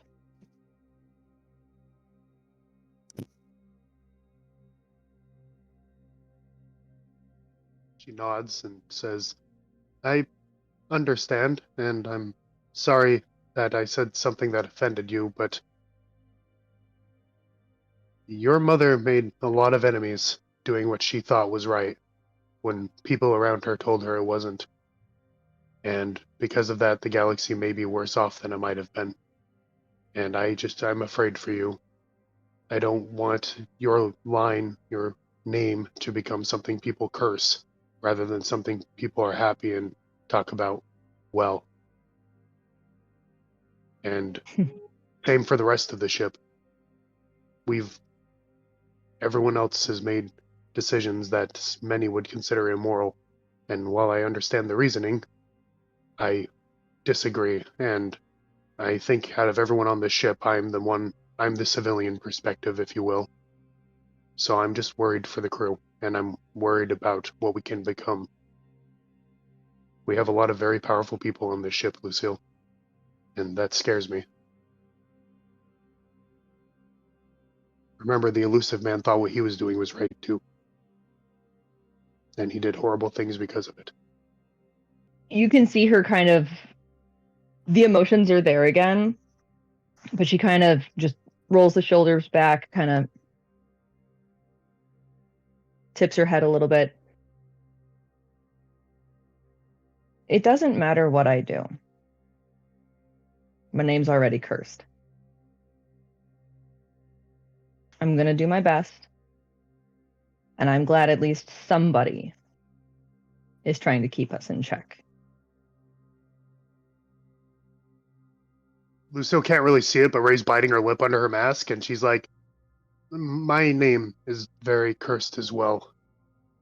And I understand wanting to move away from it. But when it comes down to it, we are what we are, and our names will be remembered. The problem is whether we want that to be remembered for good or for bad. We have to make that decision.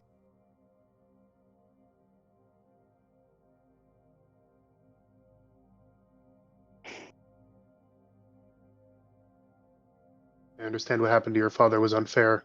Hell, what happened to your mother was unfair. That's very clear to me. But if we become monsters in doing what we're going to do, then our mothers and fathers will mean less and less.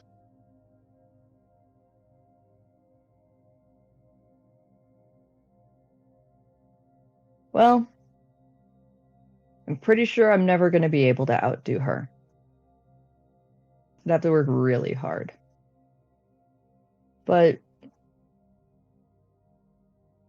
now you've got me curious.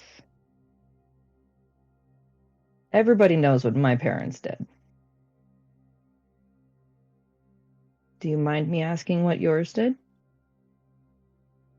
Why your infamous name stands now? She kind of chuckles and rubs the back of her neck and does the nervous hand thing. And she's like, it's not about what my parents did. It's more about what they didn't do.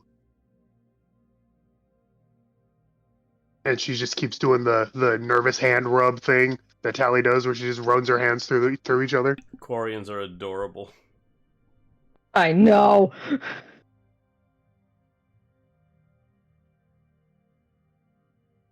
Out of everybody on the ship, I'm pretty sure I'm the one person you won't, for lack of a better word, impress, if you kind of understand my meaning.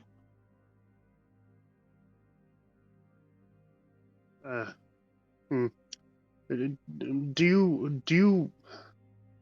I'm not sure how your translator works, but when you hear my full name, is it just a name, or does it have meaning to you? I understand the structure of a Quarian name. My name's literal translation. And she like looks around and she's like, I wish you not tell anyone else on the ship about this. If you'd prefer to write it so it's not recorded via audio and then destroy it, you're more than welcome to. I understand that names can have a lot of weight. She just looks over at Tasty, and Tasty like floats over to her, and you see the fake Garrus holds up a little letter, and it shows her name as like you understand it, and then it shows the translation, and it says firstborn of Rannoch. I was the prodigy. I was the future of our people. And like you, being a prodigy and being the future means you're never quite good enough.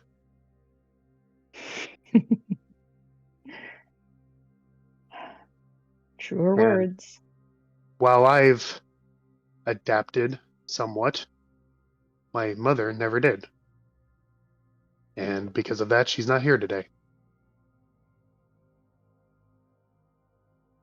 To be the life giver, to be the birther of a future is not something that many people can handle well. And she did not. And I may not... she looks around again. I may not have watched my father be shot, but I watched my mother do much worse things to herself in her last days. Her last years, really. And ever since then, I've been all alone. The prodigy. The future of our people. So I do understand a lot about you, and I understand that my lineage will never live up to Shepard's, but it's still a lineage that I have to live up to. God, I hope it doesn't get to that level. Well, if this thing's half as scary as it thinks it is, then it may.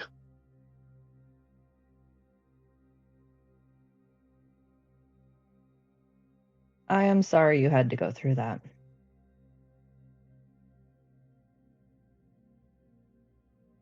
I can't imagine how hard that had to be. It was, and that's why I'm here. It was easier to leave it behind.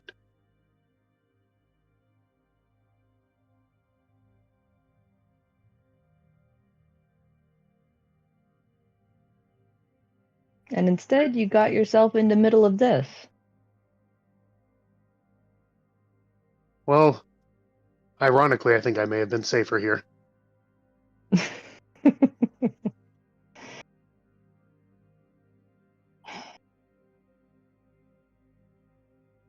Although morals can only get you so far, and a good brain can only get you so far, so sometimes I regret it, but I'm happy to be here and happy to be among so many legends.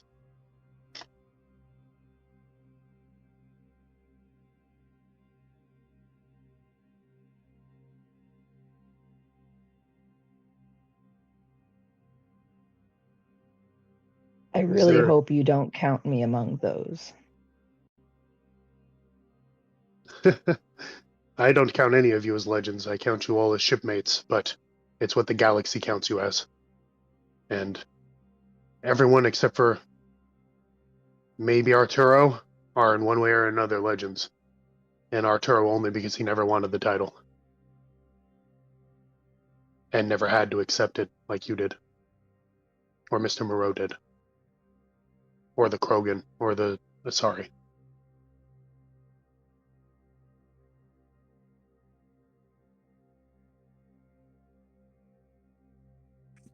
Somewhere on the ship, Arturo sneezes.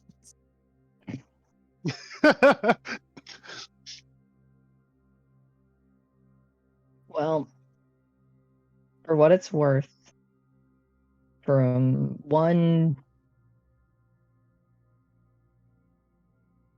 unfortunate named to another unfortunate named, I'm glad you ran here. Some of us were idiots and ran directly into our parents' shadows. You're paving your own path. And that's a lot harder, I think. You should be proud of what you're doing. Thank you, Shepard.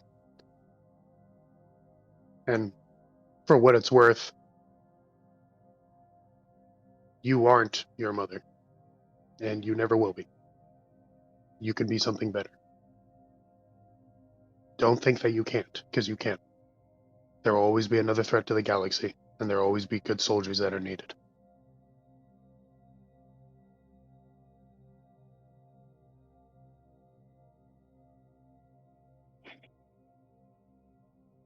She kind of pushes off the ladder, and as she heads out, she kind of just looks over her shoulder. Not everyone thinks she made all the wrong choices. And she just leaves the conversation at that point and heads upstairs.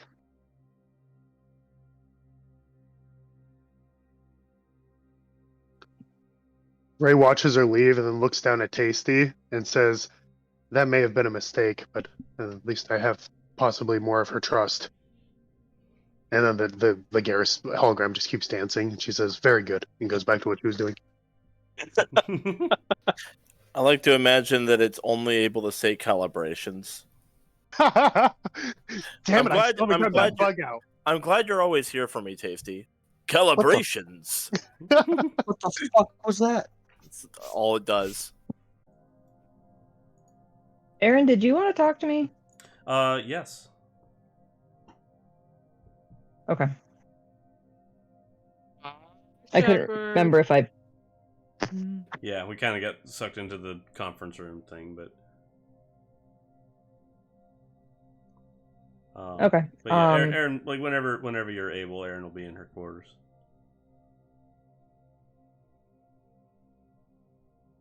She comes over and just knocks. Come in.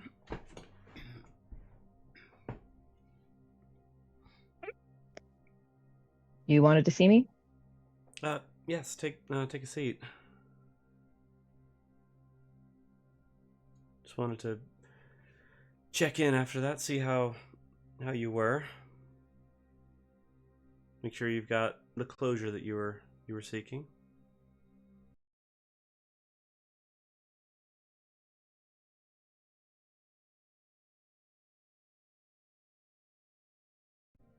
I don't know. I honestly don't know what closure would look like. I don't know what I expected. I guess I never thought there was going to be a chance to... I never thought there was a chance anyone would be alive.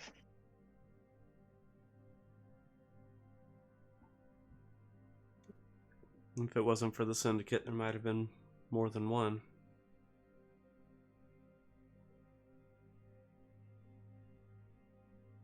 Revenge can sometimes feel empty, but that doesn't mean it's not needed.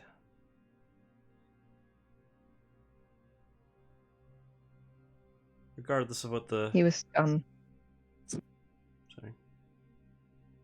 He was scum. Yes. Whatever the morally green people might say, that man still deserved to die.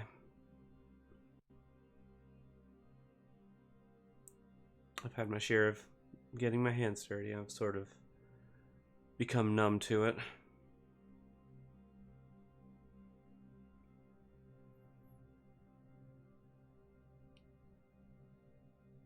And if you need, just remember that meadow by the house. And take yourself there if that helps.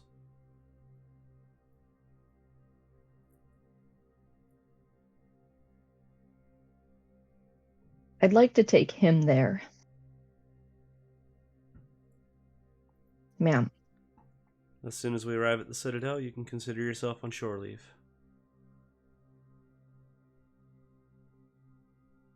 And you can take him wherever you'd like. I'll make sure a shuttle is requisitioned from Citadel Prime and is ready for you.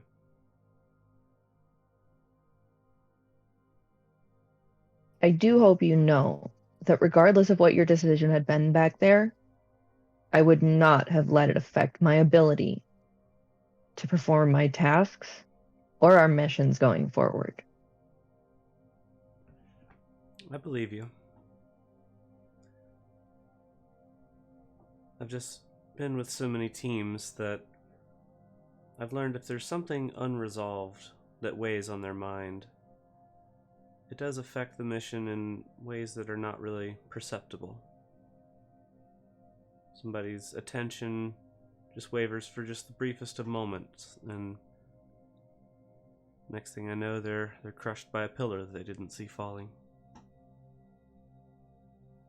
And I don't know what difference it would have made, but it's just been my experience that a crew that has all their side issues and personal missions resolved operates much better.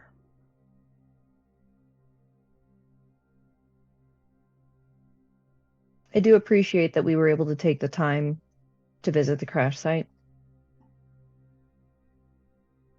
And I think David is also likely very grateful. I'm sure. I just hope we can resolve his uncle's needs.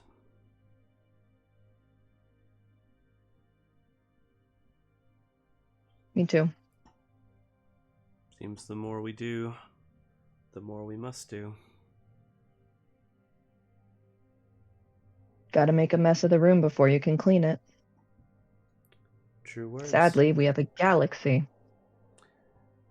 Galaxy isn't enough of a mess as it is.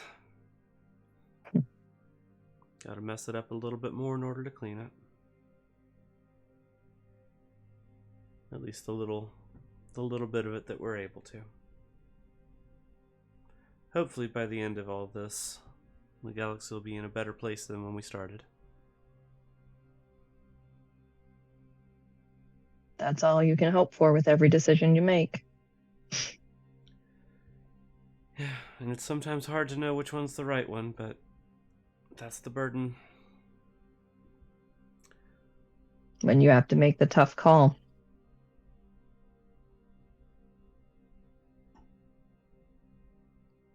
It won't always be me. You might be in that chair someday. Great. Another Shepard making big decisions. I think I'll be happy to stand off your shoulder for just a bit longer. Spectre. And she says that with just a little hint of, like, it's respect, but there's still that little hint of joking.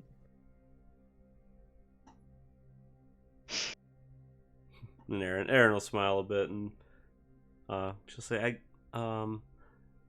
I did give a job to David, Arturo, and Ray. If you could check up on them on their progress when you get back from your shore leave.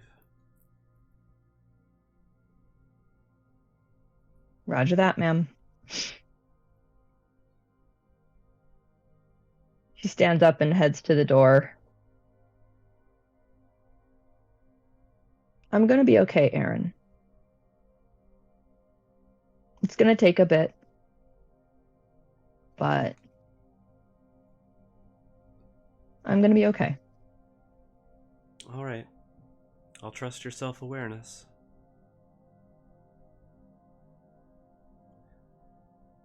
Well, hopefully if something changes, a pillar doesn't fall on my head. I sure hope That'd be not. a really shitty way to go out. Again, Arturo sneezes in the distance.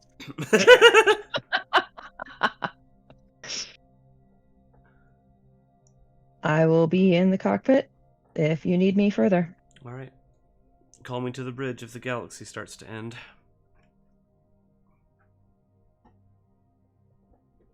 Yeah, because I'm not gonna stare that one down. You got it. She goes back to the cockpit and takes up her normal position, standing behind David. And she kind of just, puts a hand back on his shoulder and just gives him a little jostle. And then just leans against the wall. And truck. Yeah, and Jeff Moreau is just kind of sitting in the chair. He's not really interacting with the console much. He's just kind of...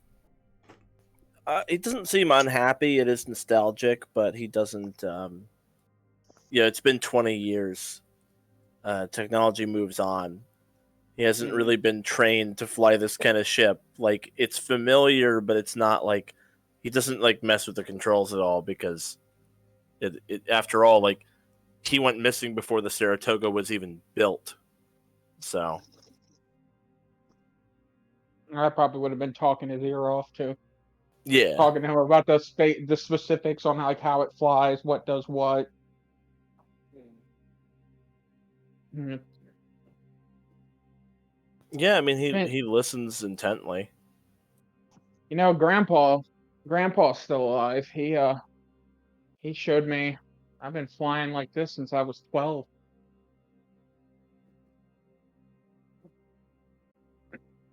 I could. That reminds me. I could call him up. I'm sure he'd be overjoyed to see you again. I want to get started on doing my security check on.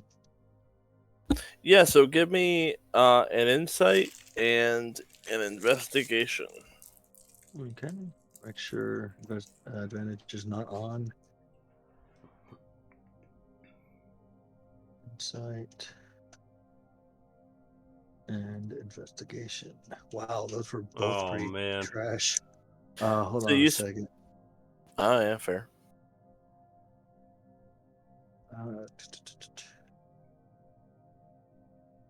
I am going to use adaptive to reroll that insight. Or no. Probably should reroll the investigation, actually. That's a little bit better.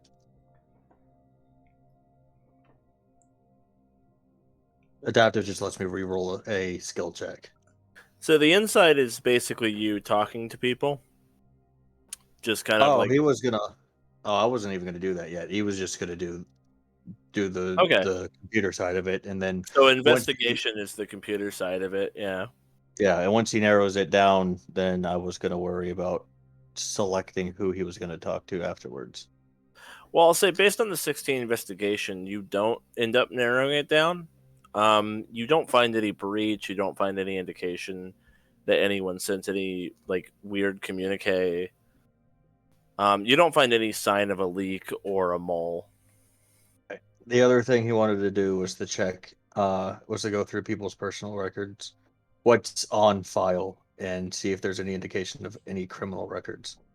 Okay, and yeah, you're able to do that. But the only thing you find is on Evelyn. Your medic, Evelyn Crow, apparently has very nearly had her medical license revoked 3 times. But each time she narrowly managed to avoid it or talk her way out of it. And you don't get a lot of detail on it, but it wasn't so much untoward like criminal activity as it was her just trying unhinged shit that she shouldn't be. You don't find anything that's like that would connect anyone to the syndicate or anything like that. Also, for future reference, that insight check would have been higher by 3. Because of my class, I can't roll less than an 8. Okay. So that would have actually been a 16. All right, fair. Yeah, once again, like no one has like a criminal record. It's just that Evelyn has struggled to keep her medical license. You pull into Citadel Prime, and as before, you are directed to dock. As you're pulling in, Jeff Moreau is looking out the front windshield, and he says, "Like, what the heck is that?" The Citadel. It may not be what you remember. It got big. Oh, very much so. The elevators are still annoyingly the same, I've heard.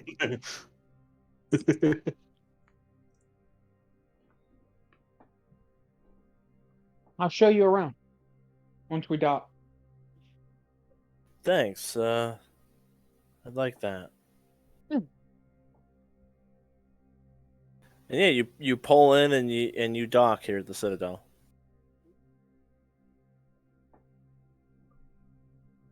All right. Well, if it's all the same with everyone else here, I'm gonna go do some shopping, and then I'm gonna get to work with what you assigned me with, Aryn. So. Very good. Yep.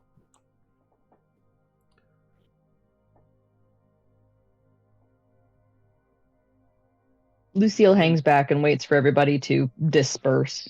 So she's just standing at the back of the cargo bay. Ray doesn't leave the ship. She rarely does unless she's asked to. Kronk doesn't tend to leave the ship unless he's following Aryn because Krogans on the Presidium are looked at poorly. There's fish. Yeah, I was gonna say, fucking go in the freaking fountains. Keep the Krogans away from the lakes.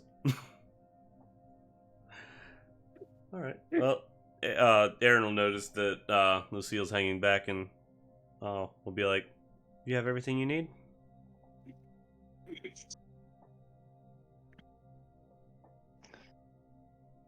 Yep. All right then. And Aryn is going to see if she can get a. Well, she won't like request an audience with the council because that would take up their time, but she will put in a formal request to have the Normandy stealth drive installed on the Saratoga. And if they decline, then she'll appeal and ask for a direct conversation with them.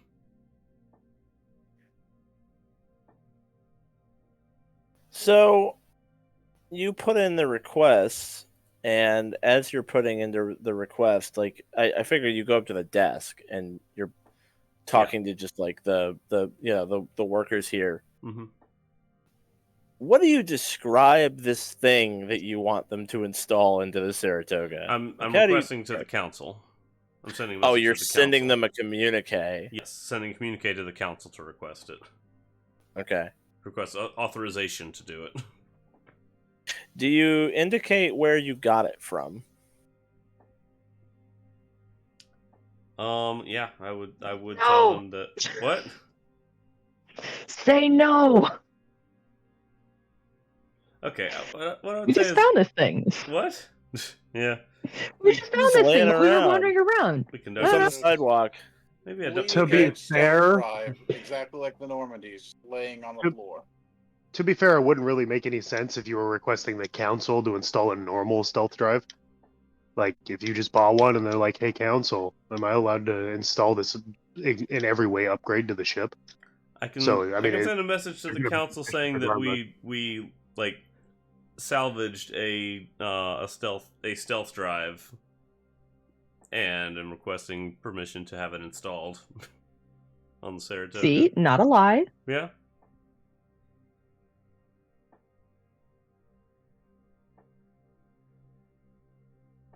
And again, I guess it doesn't even really need their authorization if it's just a salvage thing. Okay. But So you're not bringing up the Normandy, or you are? well, because it's the council, because we're at the Citadel, like they're gonna know about it, right? What's my Mark broke standard? Mark. What's my standard of care here? The Admiral will know where we got it from. Yeah, the Admiral knows, but that's probably the only person who really. No.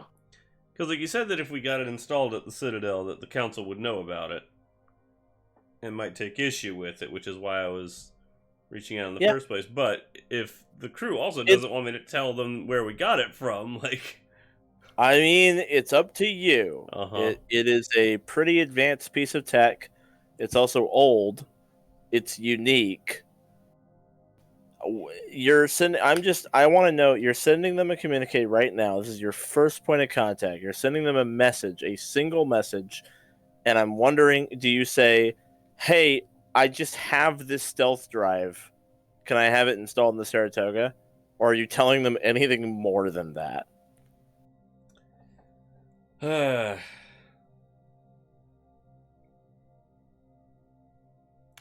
mean, I guess I'd have to just give full disclosure on this. I wouldn't tell them exactly like where the Normandy's crash site is, but that we found the Normandy and we were able to scavenge its state-of-the-art stealth drive. I would also include that we have had some difficulty remaining undetected in Terminus space, and so having this installed would be quite a boon to my mission operations outside of Council territory. Okay.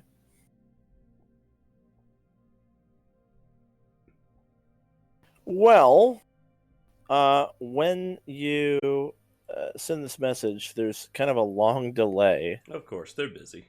And after a very, very long delay, that somehow manages to feel kind of awkward. You get a message back from the council that simply says, "Please report to the council chambers." All right. Yes. Oh boy. I'll head that way. I mean, if I withhold information from them and they find out about it, I mean, that's not going to reflect well. Oh. I mean, you could just hang up on them mid-transmission. I mean, if I'm visiting them in person, that's not really an option.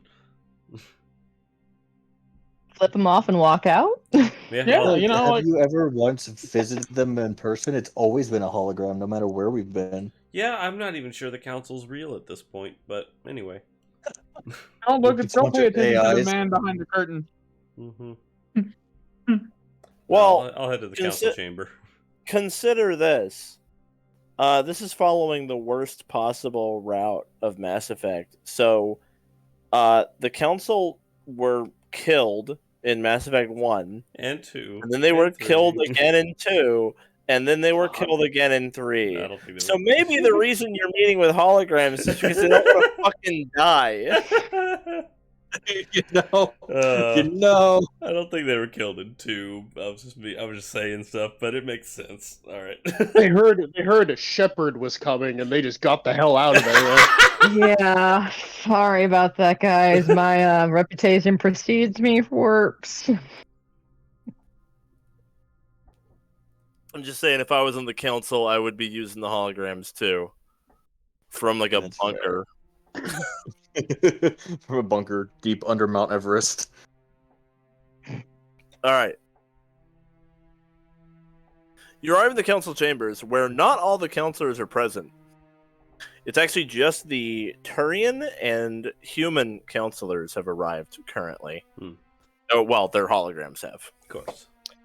So when you step on the circle, the Turian counselor says, "I'm sorry, could you clarify for us, just repeat, where did you find this technology?" So we've located the Normandy's crash site. Apparently it's in Terminus space. Syndicate has known about its location for a long time, but due to disagreements among them over who gets the rights to it, they all just mutually agreed to leave it alone. So it was left mostly untouched and unsalvaged. We also found one survivor there. The pilot, Jeff Moreau. The human counselor says, "Jeffrey Moreau is alive?" He is currently taking refuge on our ship and has requested to stay there for the time being. That's very surprising. He's probably in need of significant physical and mental evaluation and counseling. I agree. However, his mind has been stabilized. I was able to meld and undo the damage of that prolonged isolation, and I'm happy to continue keeping him in my care. Our doctor on board is also very capable. His mind is otherwise occupied with another task that he has us undertaking for him.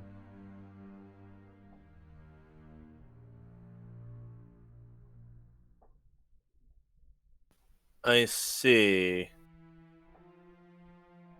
So for the time being, I'll be taking responsibility for his care.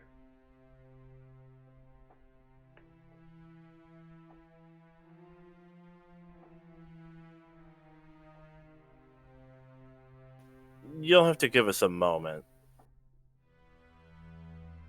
Their holograms flicker out. And then after a bit, the human, Turian, Solarian, and Asari counselors all appear. The whole family's here. Most of them. Anyway. You're missing the Quarian one, missing but the yeah. Quarian.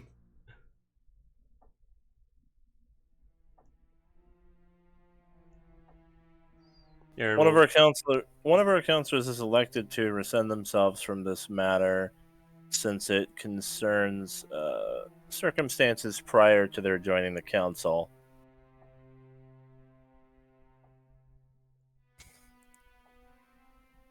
I would urge you to turn Jeffrey Moreau over to the Alliance so that he can be evaluated and given the care that he needs.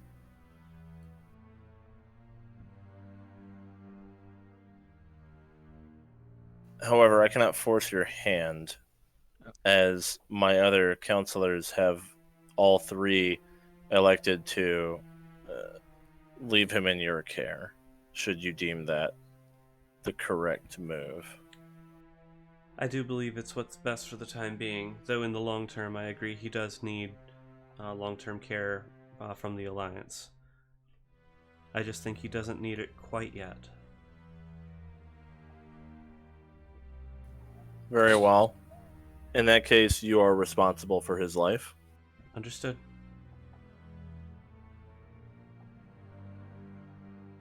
Moving on, you found the stealth system was actually salvageable from the Normandy. Were there any other components you were able to salvage? Yes, the electronic warfare suite we were going to try to spruce up and put back in fully functional order as well. This technology might be outdated, but for its time it was quite state-of-the-art. You might be flying one of the only ships that can actually run the electronic warfare suite.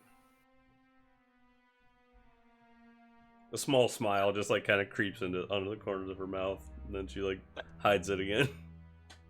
After all, Adam was modeled after Edie, though comparatively he is I know. not really a success. before they even finish, like he's kind of, they're just like, yeah, I know. He's malicious. He's an idiot. He's In just any standing case. there, menacingly. As for the stealth system, that is a very sophisticated but also archaic piece of technology.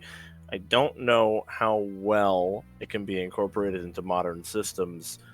I would recommend that you turn it over to the Alliance, unless you can tell me why your ship and crew need this technology in particular.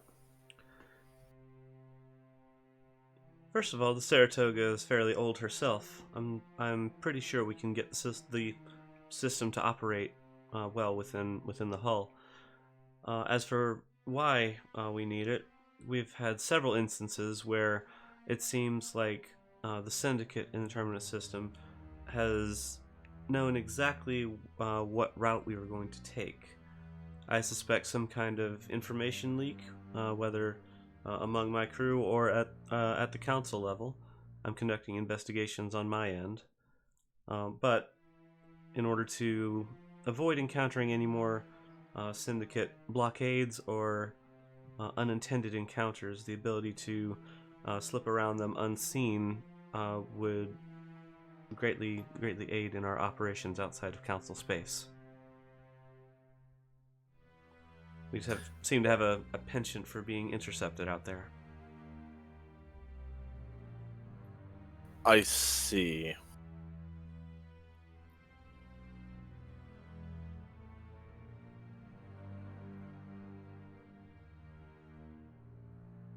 Well then, I suppose for now, that makes enough sense. Although you'll understand that should we deem the Saratoga and whatever you're up to in the system to be less important than another Alliance ship that could receive this system, we may request that it's returned. I understand. We'll make good use of it while we have it. All right. We'll approve the integration of these systems into the Saratoga, at least for now. The Council and I were also wondering how your progress has been on... well, you made some pretty outrageous claims the last time you were here. And we thought you should know that the missing Yomi system there hasn't been any development there. Our observations have not shown any kind of change or movement whatsoever in that phenomena. The last time we were there, we got the impression that whatever is there is biding its time and waiting, but it won't wait forever. That is a convenient explanation. Another explanation is that nothing is moving or happening because what you experienced wasn't precisely real. But for the time being, we are proceeding with caution under the assumption that there is at least something or someone with powerful biotics out there. The Council still suspects that they may have created a mass hallucination to protect their base of operations, and that this could even be Syndicate. If you'll permit me, I still have several leads to run down before I consider the matter concluded.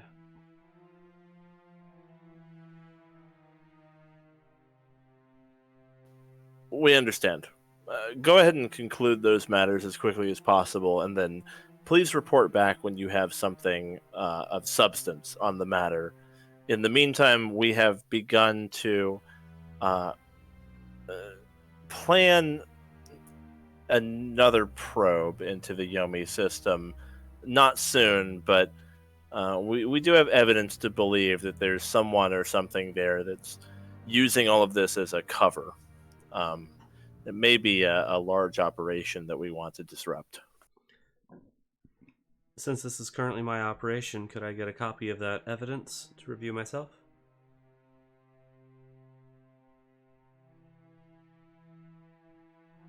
I'm afraid that right now that's classified. Aryn kind of frowns a little bit and says, "This is my operation and I have high-level clearance."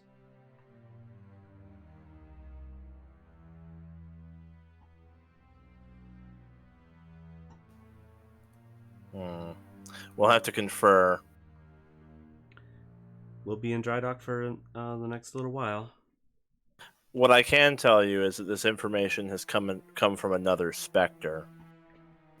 That is why we hesitate to provide it for you right away. It is coming from someone on the same level as you are, who has reasonably requested discretion on the matter. We also understand that some of our Spectres have been compromised, so we're trying to be careful about compartmentalizing information. I understand. We'll confer about the matter and we may get back to you on it. Nara will give a nod. Will that be all, counselors? Indeed. You're dismissed. And she'll give a bow of her head and step back out of the circle. Yay, we get to keep it. For now. We're going to need to start delivering answers, though.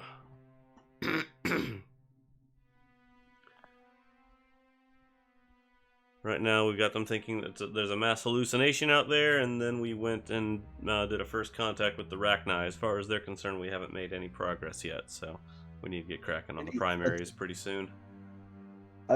Arturo's still annoyed by the whole, we need something of substance. What about all of that footage I made for you? Well, most of it was just darkness. I know. A lot of nothing. And then that one image, that one image was heavily edited.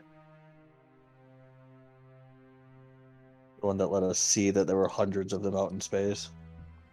Fortunately, the other leaders that we met with, or that have reached out to us, seem more convinced of the threat. I think a quick survey of the Rachni homeworld, or potential Rachni homeworlds, and then we go visit the matriarch. Mm-hmm. Once everybody's done with their shopping. Yeah. Speaking of which, does anybody else need like extra money on the ship? No, I'm good for what I need. I consider myself owing Ray 25,000 credits. but I'm spending credits I have to get a +1 biotic amp. David and Lucille are probably both going. If David Oh, didn't I'm already. already Lucille- on. I'm already on the ship. Council. Lu- Whatever. Lucille was waiting for everybody to leave because once the ship is departed from most folks who will be leaving, she figured Ray was probably going to, continue camping with the engine. But once the rest of the folks were out, she was going to, God, is it a hover sled? I don't know. Something in order to transport the casket out, get a shuttle, and then head back to Earth. Yeah, there are like grav lifters. Yeah. Yeah. Definitely if, like, assuming you're not doing this secretly or whatever, as soon as you get a hold of any alliance and, like, explain the situation, you're not gonna have to pay a cent for this. Like, the alliance will have people come to the Saratoga with transport to pick up the body, and you're welcome to come with them, and they'll take it where you want it to go. Because Caden was pretty well decorated. Like, the alliance is definitely, they would be more than happy to help with this, and they would do it free of charge.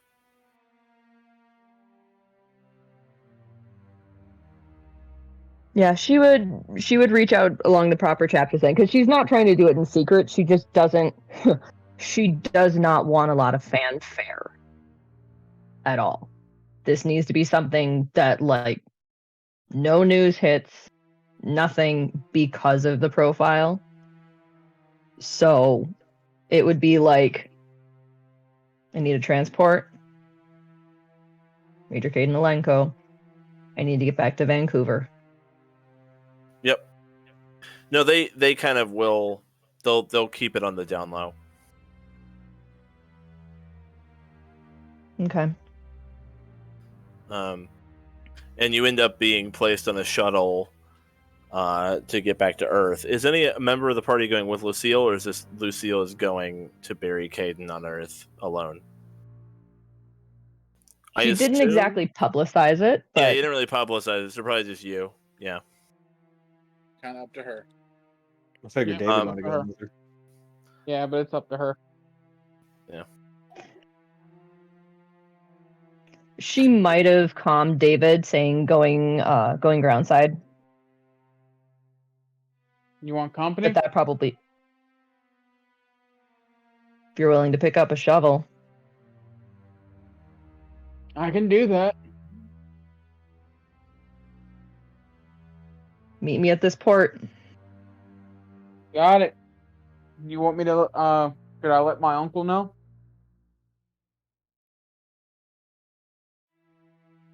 Well, he's welcome. Well, alright, I'll be there in 5. So it's up to Joker if he wants to come along or not. I understand if he wants to stay behind for a bit, but yeah. He'd head over there. Yeah, Jeff isn't really up for it. He's gonna stay behind. Fine. Yeah, he's already done this once. That's fair.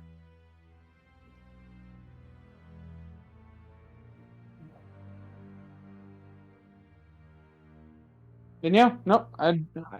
David would join Lucille. All right.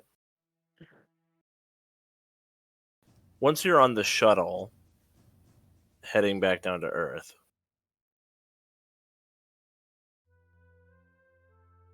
you notice that there's no one else on the shuttle with you. This is definitely like a shuttle that would normally have like a lot of troops on it, but the seats are pretty much empty except for like a pair of guards at one end. And a man enters and takes a seat nearby. Does he look familiar? It's Admiral Reach.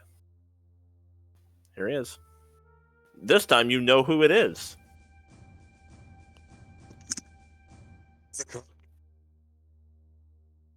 Sir. And she is sitting in the seat, elbows on knees. She looks like shit. She does not salute. That's all she can say.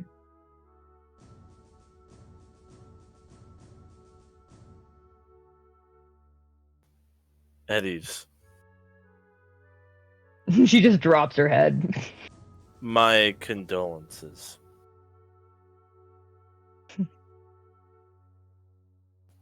I'm glad you were able to find something.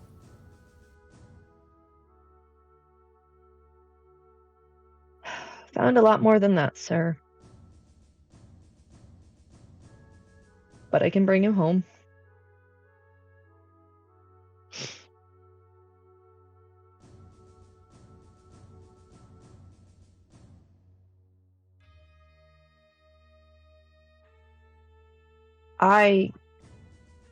She looks at David. We appreciated the intel. We appreciate the intel. He just nods quietly.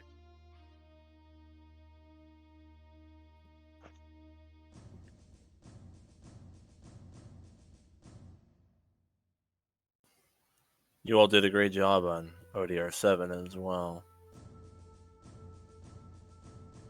I wanted to congratulate you on your success.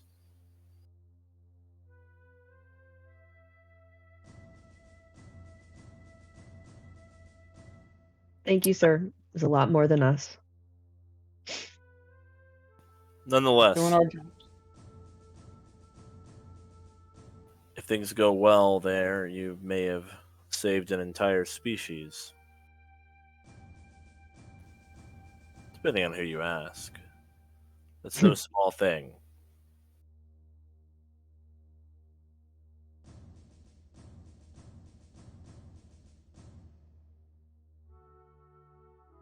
With all due respect, sir, 20 years ago, nearly every species was wiped out. I feel like wiping out more species now would have been counterproductive to all of that.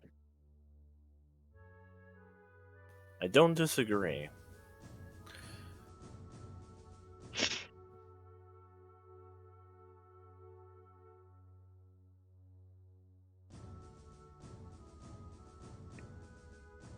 You know, I was Admiral back then, too. One of them.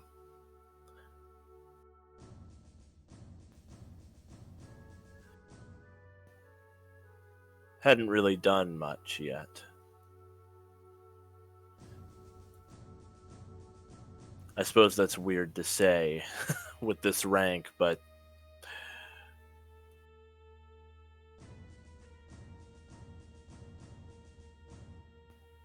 Rank doesn't always mean experience.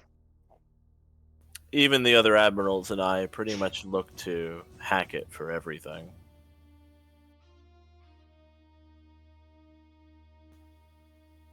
I feel his loss every day. Admiral Hackett was like a mentor to me.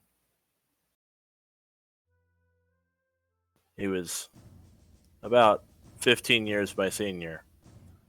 And when I met him, I was a young, headstrong, upstart soldier. He was a junior lieutenant. I knew that man for 40 years.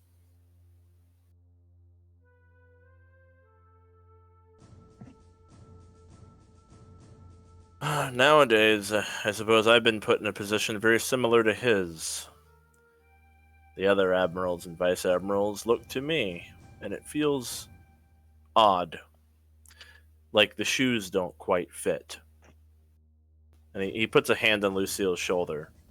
That feeling never goes away. You just have to keep walking.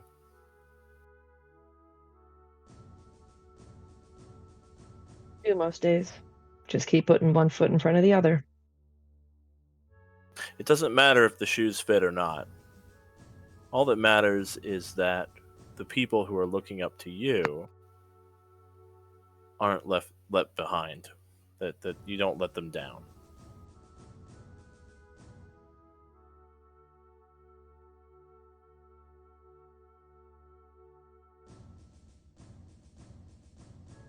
And she kind of nods.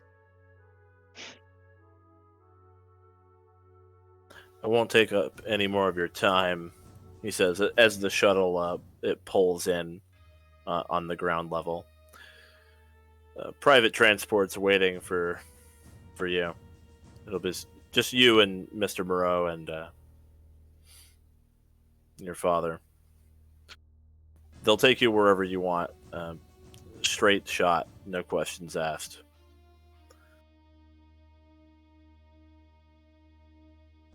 Appreciate that, sir. As the shuttle officially lands, she stands up and does snap to a proper salute.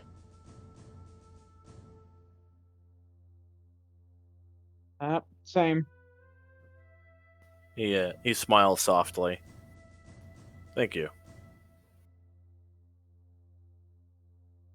No, sir. Thank you. When you return to the Citadel, bring all your weapons into the Alliance Armory. With what you're all getting up to, I think it's time for an upgrade. I've put in the requisition. Will do, sir.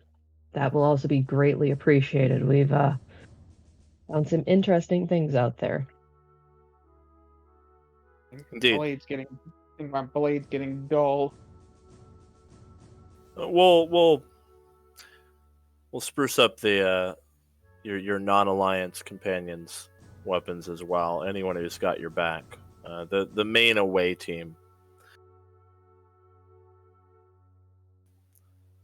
And he'll see you off. As you leave the shuttle, he stays on it. And it becomes clear that he was not actually he didn't need to go to Earth. He got on the shuttle just to talk to you, because it's basically going to take him back up. She gives him. She turns around to watch him as the casket's pulled off, and actually gives kind of a little wave, friends would do or kids would do to people that they're leaving who they know. And then she just turns and follows. He smiles at that. She gives the next shuttle pilot the coordinates out to the house in Vancouver. All right. Yeah, so you and David you get onto a small private military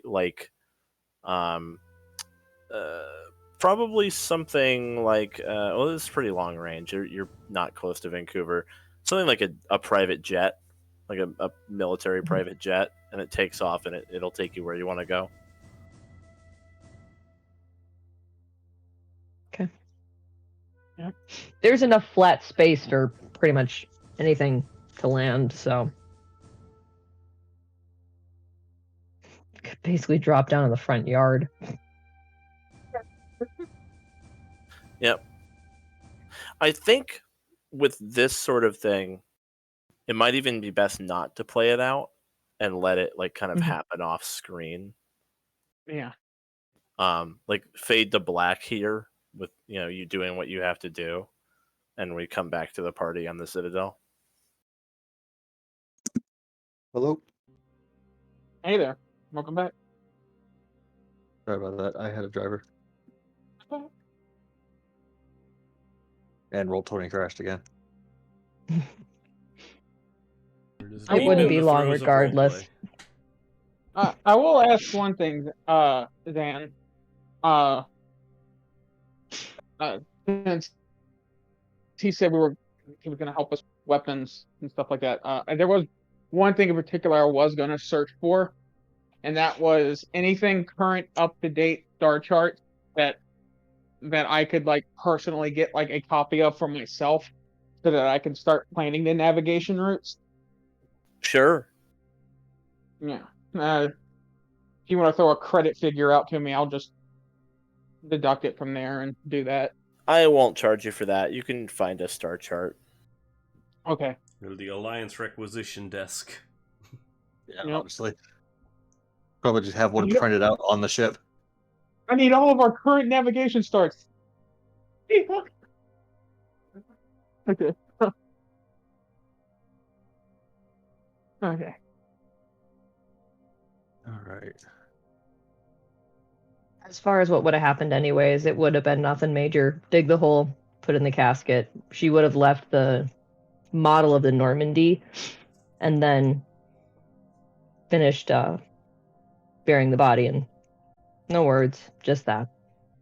Hey, Golden hey, gauntlet. hey, Zan, Okay. just so And then we're up there as well. I did buy a standard shield, like an equipable shield. I bought one of Okay. those, For and weapons, I it's deducted easy. the price. You got the easy Store mode, it. Shepard. And Yay! I was wondering, would there be a shop, specifically an Earth shop, where I could possibly find old parts just to get that handgun functional? Like no bullets or nothing, but is there a way that I could like have that as like a little pet project to work on off the Yeah. side? Yeah, no, certainly. Okay. You might be able to probably find drop- something in Vancouver too. Oh, that works. Yeah. Maybe. Actually, Sure, on why not? Earth. Yeah, on Yeah. Earth is probably more likely than on the Citadel. We're gonna That's have all fair. the Yeah, newfangled 'cause- shit up here. Lucille would have reported back. Well, we were in transit after the burial to let everybody know that hey, Alliance requisitions. We've got permission to get some boosts, Yeah. get some mad ups. Excellent. Mad ups. Yeah, that's the official Alliance term. Mad ups.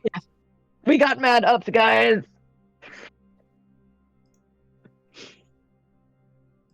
Yeah. Alright. one plus one weapon per person. And other than that, you're just shopping with money for other stuff. As far as getting the things to fix the gun, I dropped $4,000. Would that be a good? That- 4,000. yeah. that's well. How Okay. much is? What's the lowest damage pistol or handgun?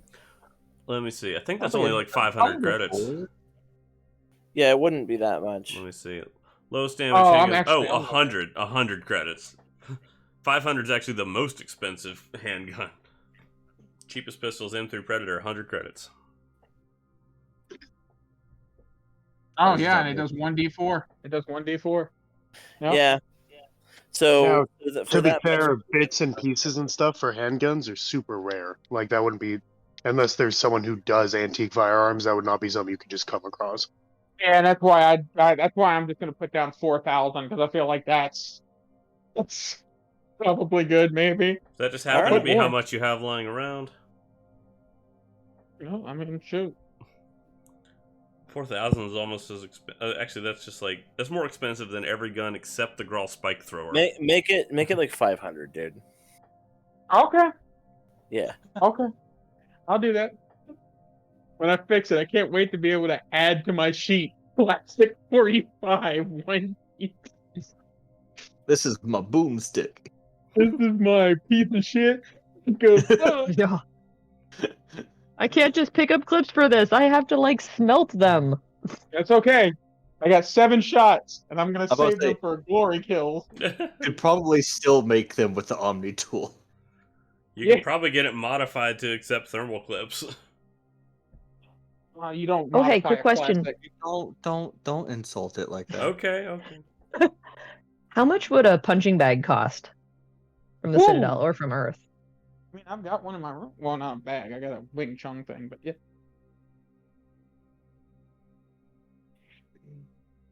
Zan? Or I guess Apologies, I the don't- that's cat fine. is attacking me. What did I miss? Shepard wants to buy a punching how much bag. is a? I'm gonna ask David. Meanwhile, Aryn would put in the request for those upgrades to be installed to the ship. Yeah. Yes, your ship is being worked on, so you're kind of stuck here for a while anyway. Yeah, and the homeworld survey is gonna be our shakedown run.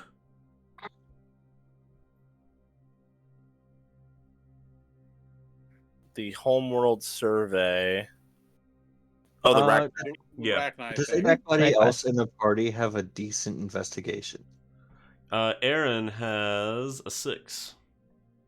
So yours is the same as mine. Okay. Okay. You asked for decent, not better than yours. That's what I'm Well, I know that. I didn't say better than mine. I just said like, oh, that's the same as mine. Gotcha. Like that's Yes, I do have a decent helpful. investigation. Okay. Whenever you return, Arturo's gonna ask you to give him a hand with looking through the. Like he said, he dug through everything he could, but he didn't find anything. He could use a second pair of eyes. All right. Happy to help. I will use biotic presence throughout the process to give one of us a D4 at least. So why don't you make an investigation with advantage and put the biotic presence on it, pretty much. Okay, you go ahead and roll it, Let me Arturo. Yeah, I was gonna say, let me do that since I can't make less than roll less. No, that's with an insight, whatever. And then, and that is just a D4, right? I've got the D4 ready to send.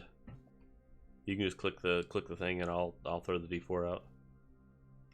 Aaron, don't forget that you did roll your planning die and got that nat 20. I can't use that today. I do need to roll. Ah. Actually, let me see. Oh, I would have a 20 on that actually. Oh, well, a 20 could would make that a 20. Yeah, I could put So a 20 in if there. you May use as a well 20 use on it. that would make it a 29. And this is looking through the ship logs to try to find like the mole or whatever, the leak. A potential data just leak. digging Yeah. through the ship systems, trying to find if anybody, like any suspicious activity, anything that was like any unauthorized communique or anything like That'll that. be a 29 in the end. Yeah, that's what I said. Like that would be a 29. All right.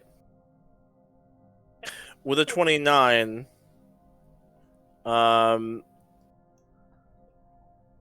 the only thing that you find, and it's probably nothing, is that one of your security guys, Rolt Adney, he did disembark the ship at the Citadel before you left on your like initial mission, only momentarily. He was gone for like 20 seconds, like long enough to like not long enough to do anything. So it's slightly odd, and it looks like he's done that once before as well. It's the only thing you have. You have no digital communique, nothing electronic at all. You just have that Rolt Adney has like stepped off the ship at the Citadel for like half a minute twice. Hardly. That is long enough to hand over information. It's hardly out of the ordinary though, and he didn't have any information about where we were going before we departed. Hmm. And after we departed, we went to radio silent, and only then did I brief the crew on what we were doing. Yes. If I'm gonna pull up Rolt's background information and now I don't want see this if to he can- turn into a witch hunt. I mean, it is possible that Of course not. there's nothing to find here. Yes, I mean, this is the one and only thing that I have. Okay. If we can either see what becomes of this or find out that it's just, I don't know, he's weird and he stepped off the ship to take a piss off the balcony or something. All right, I'll trust you to be thorough.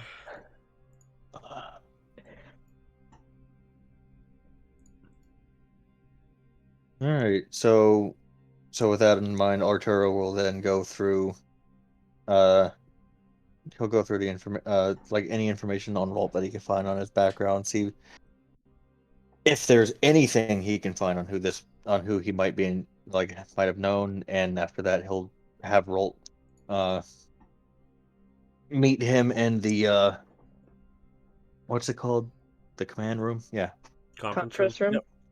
The conference room, yes, because I don't have an actual security office, so. Well, the only thing you find on Rolt is that you do find that prior to joining the Alliance military, he was out of work for a long time. He had like a very large like gap where he couldn't get work, and then he eventually joined the military as his solution to that. Not particularly suspicious, but that does leave him open to having been part of the underground. Possibly. and just having never been caught. All right.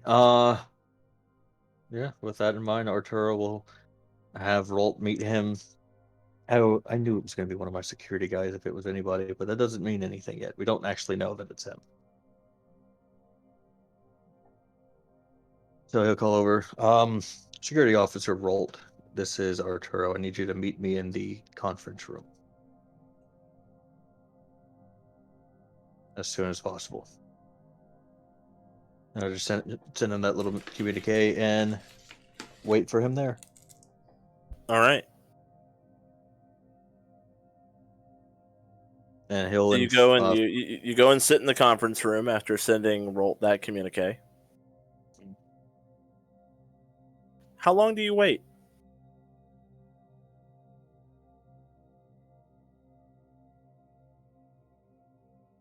Because after 5 minutes, and then 10 minutes, he hasn't shown up. Sure, we'll give it an hour. Okay. After an hour, he has not arrived. Aryn, I believe we might have a problem.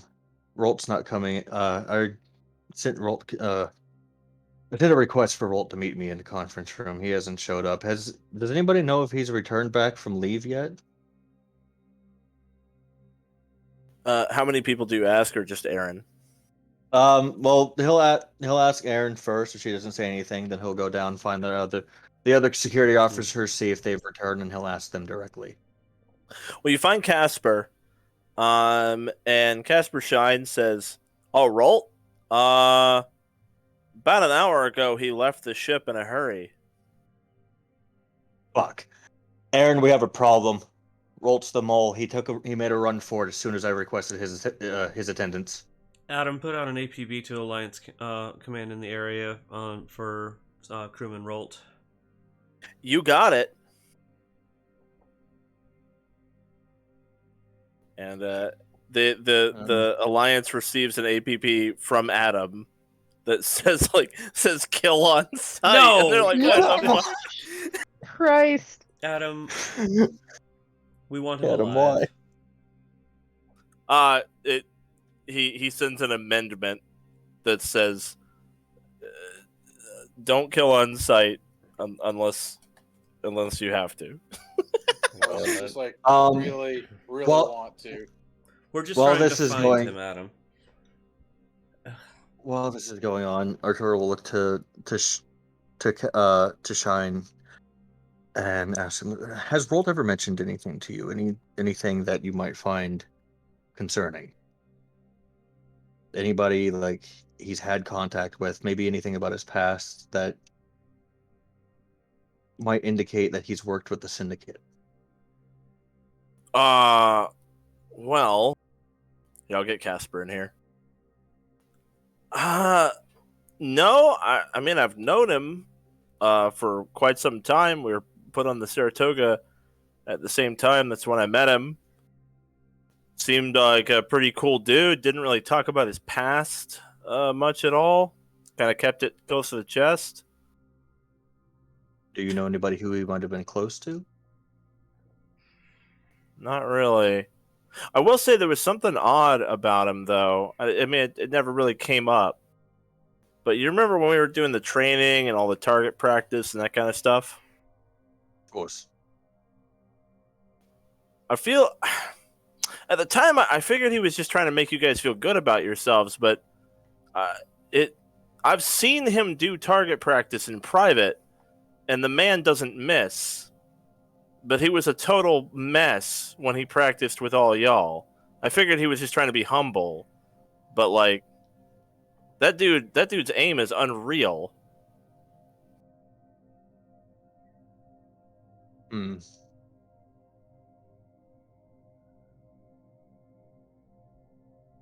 And he's been on board. How long has he been on board the Saratoga? I feel like Arturo would know that if anybody. Not as long as Arturo, but for a pretty long time. Like he and Nobody's been here Casper as long as Arturo. he and Casper were put on here the same dry dock. Yeah, I mean maybe less than a decade. How long's Arturo been on it? About since it left dry dock, he was part of the first of its original crew. Right. So like maybe 15 years ago. Yeah, about 14, 15 years. Yeah. And then, So I'll say like 8. okay. So you've known him you've known him a long time. And you've never once gotten any indication that he was like hiding anything from you or being disingenuous at all. You also have never seen him have good aim or be competent in combat before, the way Casper is saying that he is in private. Yeah. It's like, so you're. Anytime we've ever held training for the entire squad, he's consistently gotten the worst scores out of all of us. And you're telling me that he probably has the best aim out of the three Oh, of you. man. Yeah, sir. I've asked him about it too. I've been like, "What is up with you? Why are you throwing?" And he just said he likes, he likes other members of the crew to get to feel good and show off. He doesn't want to like. I thought it was pretty admirable of him. He just didn't want to like steal their thunder, like. That would be understandable, except for the fact that he was also being a rather lousy shot during an actual firefight. Yeah, I did notice that he was pretty useless in an actual situation. That seemed like a bit much to take it that far. He's been on this ship almost as long as I have, and he. I'd like to insight Casper just real quick. See if I get any. Same. Go for it. I guess any sense from same. him. I believe. Casper seems to be honest with you that apparently, despite the fact that Roll Adney was completely incompetent and useless every time you've seen him, apparently during the past 8 years, at least a couple times, he's slipped up and revealed to Casper how good of a shot he is. And Casper will say like, "Oh, it's only happened like I've seen it like twice in 8 years. Like he didn't even really want me to see it. It's just like I walked in on him practicing." I get that. Why did you never mention this to me before?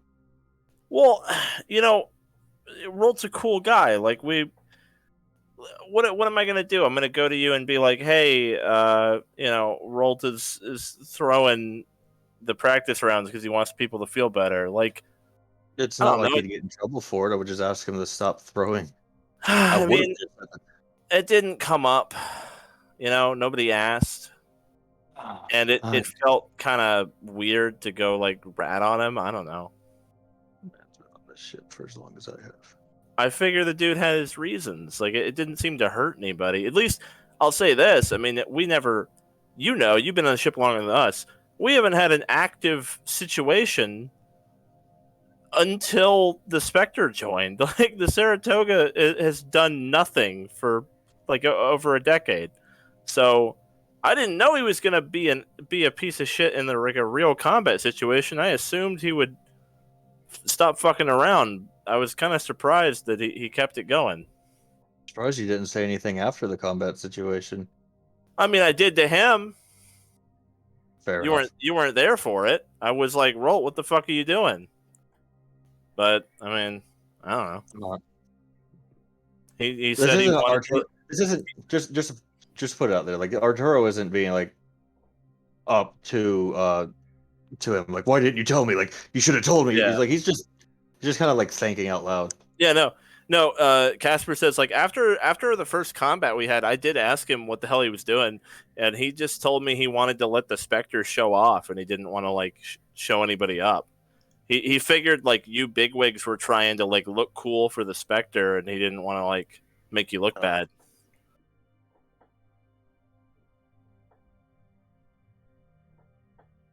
Well, apparently he's a very good bullshitter. I'll give him that.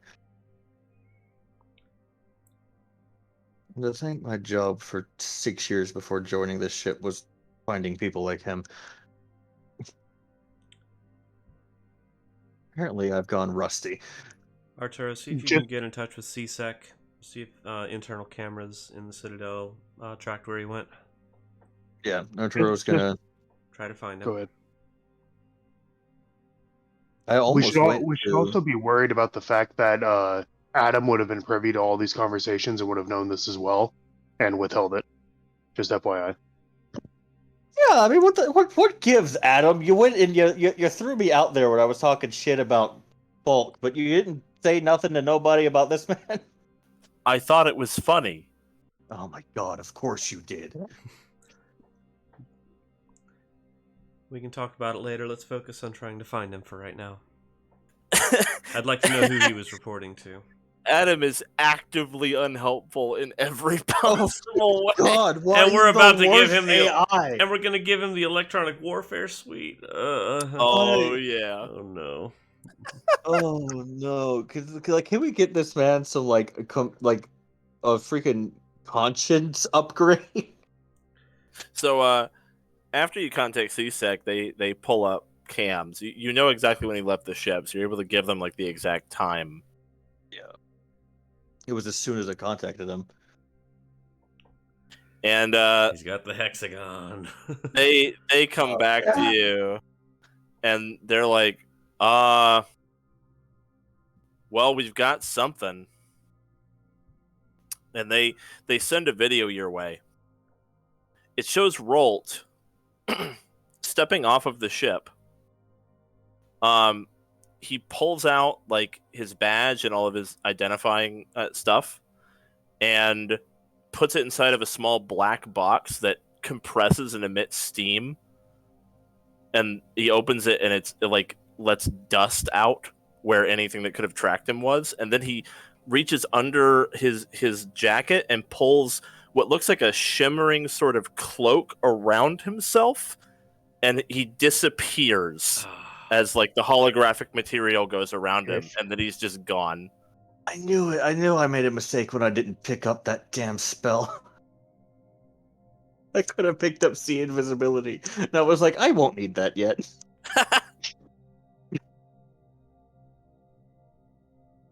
And yeah, so this video is sent to Arturo and Aryn for you to view on your devices. He's got some kind of strange cloaking device. Well, so do you. Yeah, but his it literally looked like he pulled a cloak over himself. Yeah, it's like a material. He just has an item equivalent of what you do. Yeah. It's not like too outrageous. It's like his is something different than mine. He just got some weird material that he just wrapped himself in. Somebody's been watching too much Harry Potter. You're telling me the Mass Effect universe doesn't have like holographic like fabric? I'm we sure have it that does. now. I'm sure it does. Of course they do. 2023 we have it. It's just strange that he'd be using that when we have. I mean, like, maybe Arturo has a straight up cloaking device for this. That So he's in the wing I mean, now. you have to. I mean, that would also be like in the universe where everyone uses like tablets and touch phones. You'd be like, you're telling me these people don't have access to flip? The computer on my hand can make me invisible. Why would I need a blanket that does it? It's like we haven't used cloaking sheets in what 100 years. Well, there's probably not going to be as any. David's upstairs setting himself up with a freaking projectile thrower. Well, there's probably not going to be any finding him now. Maybe with his face plastered around, CSEC will pick him up. He has to either board a ship or buy some food or do something. But I guess it's in their hands now. There is one other thing I can do. What's that?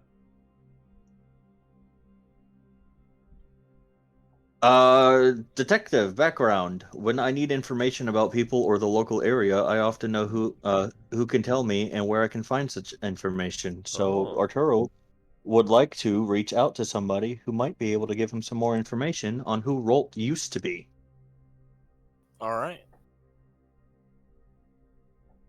Probably an old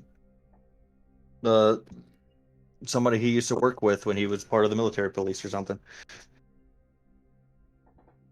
Understood. I do have to say I have to go deal with the truck right now. We might want to move on to somebody else in the moment, though. Well, we only have 10 minutes left anyway. I've got a background feature as well. I've got police contacts, so I'll just use that to like let CSEC know that this is a priority for me, and I'd appreciate their help with it. Yeah. I have a question. When they put out that bulletin form or whatever, would we have been alerted like on our Omni tools as like an alliance update? Hey, by the way, beep beep. Yeah, dude. I mean, they put it out like everywhere. Yeah, Okay, okay. like everyone on connected to the alliance in the Citadel. You all get like an APB on, like roll Adney, gone AWOL, wanted alive. So when David sees that, he'll sit there for a moment and he'll go to his comms and say, "Hey, Aryn, if it helps you any, if I can honestly get eyes on this guy, there's no amount of invisibility in the world that'll hide him from me." Well, good luck getting eyes on him. If you think you can find him, go ahead. Do what you need to. So, All right. so since there wasn't really a mercenary background, I took military on Kronk. But is it possible for him to reach out to mercenary contacts as well? Just keep an eye on the underside Sure. of things for this guy. That's fine. Yeah, you can even rename your background to mercenary if you want, and I'll treat it that way. Awesome. I don't mind that. Yeah, Yeah, it's just a reflavor. It's just like making a background in 5e. You can work with your DM to make a background feature that matches. Yeah.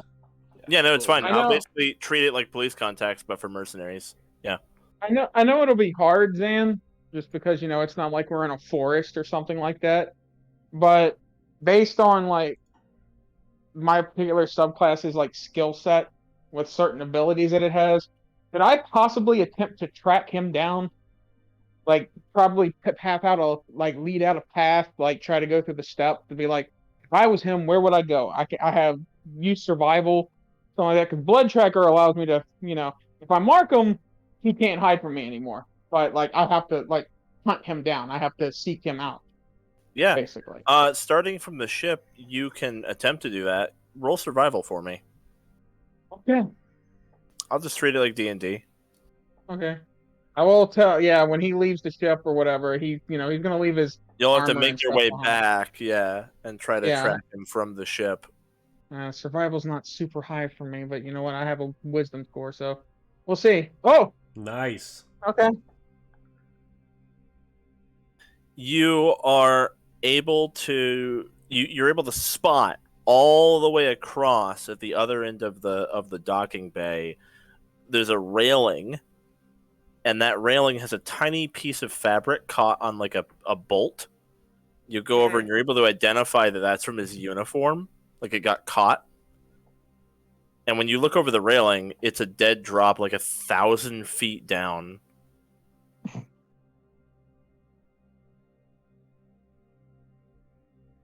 Ah, he went and got that free parasol. Mary Is there- Poppins. Mary Poppins Yeah. style. If I look around, can I find something that, out of just based on a glance, can I look around and see if he wasn't a biotic, how could he have gotten down there? Do I see maybe elevator lifts, anything like that he could have popped off the railing on to land on and rode down or something? Well, there's nothing now, but that drop from the railing, if there were a ship docked under the Saratoga, it would have been right there. There is not a ship there anymore. So he'll sit there for a moment. Hey, Adam. About an hour ago, do you have any idea of do you have a log, or can you access any logs of any ship that were under the Saratoga within the past hour? Okay, I'm back. I wasn't really paying attention, but yes, there have been ships coming to and fro. Arturo, Yes. if you can, pull up any logs of any ships that were underneath the Saratoga within the past hour. I got a trail, but I need to know what ship he might have landed on. I'll leverage my Do I have police access contacts. to those logs? I'll leverage my police contacts to get whatever we need or whatever we can. You're able to identify that there was a flying taxi service, which is pretty common here because the Citadel Prime is massive. There was one of them down there at about the right time, and there is a log that has it taking off shortly after. But strangely, there's no not like with anyone getting in, which is very suspicious. Like it just took off and Yeah. left without a passenger. Yeah, which Wait, is pretty That's much our all the dude. answer I need. So yeah, Arturo will definitely tell them like we got The that. Also, did my the CSET inquiry- the CSET contacts are also able to confirm for you. They get the serial number for the taxi, and find that it's the serial number for a taxi that's been out of service for 3 years. Damn. Okay, Of so course. so it's not a real taxi. Not anymore. Are they able to track it? They say no, it's been out of service for 3 years. We don't have anything on it. no camera feed. It should be scrap. Well, We don't have any. Yeah, he also had an hour head start. He's probably long gone. Yeah, that's my bad. I didn't. It's all I right. shouldn't have waited as long as I did. It just, I mean, Is Can my you give me an inquiry image on- of the cab? we just jumped Oh, the yeah. gun. Yep. That's all. Well, if you give me an image of the cab, maybe I can find something. Yeah, they give you an image of it. They had a video feed of the dock, so you're able to see it. And watching the video, you see the taxi parked there. There is a driver wearing a black mask with sunglasses and a black hood. Oh my god! And Not suspicious at all.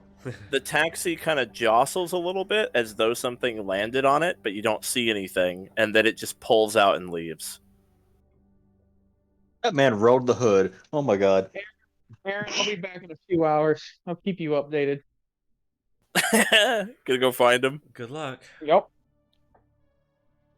Citadel's only so big, and I'm a pretty decent tracker. huge. Citadel's very big. That's That's why I said a few hours. That's why I It's said a gonna few be more hours. It's than all a right. few hours. The ship will be here a while, still getting those upgrades installed. Let's just hope That's you didn't. why. I mean, that being said, Arturo's gonna be like, "I'm coming with you." All right, Ray, if you can keep your eye out, recheck all the systems for any potential sabotage he might have left behind. Zen, did my contact find anything? Ray, or are they Ray gonna be a immediately while? responds, "Who left behind? What? What's going on? Oh, you didn't get the alert? Yeah, we need you back on the ship. She's not alliance. She's not what? Oh, She's yeah. not alliance. We're alliance. connected to the CSAC computers, so We have an AWOL crewman. We think that they were a mole sneaking info to the syndicate potentially. He's in the wind now, and there's a potential risk he might have left something sabotaged on the ship. He didn't have much time, so it's unlikely, but I'd like to be sure. okay, I'll take a look." And then, like right before she mutes her mic, you hear her say, "I knew it."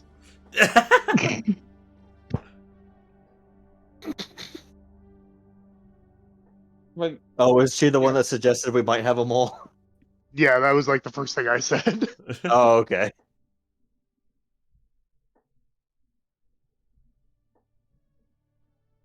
Well, we're gonna have to put all this on hold. Mm-hmm.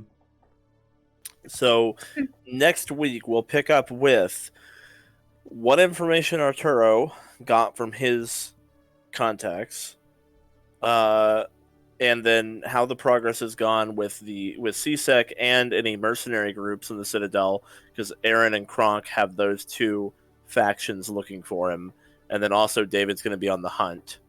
I think Arturo's with him. Arturo is going Yeah, and with it. Arturo's with him. Yeah, so we'll pick up with all of that next week. Arturo's going to be like, "Oh man, this reminds me of the good old days."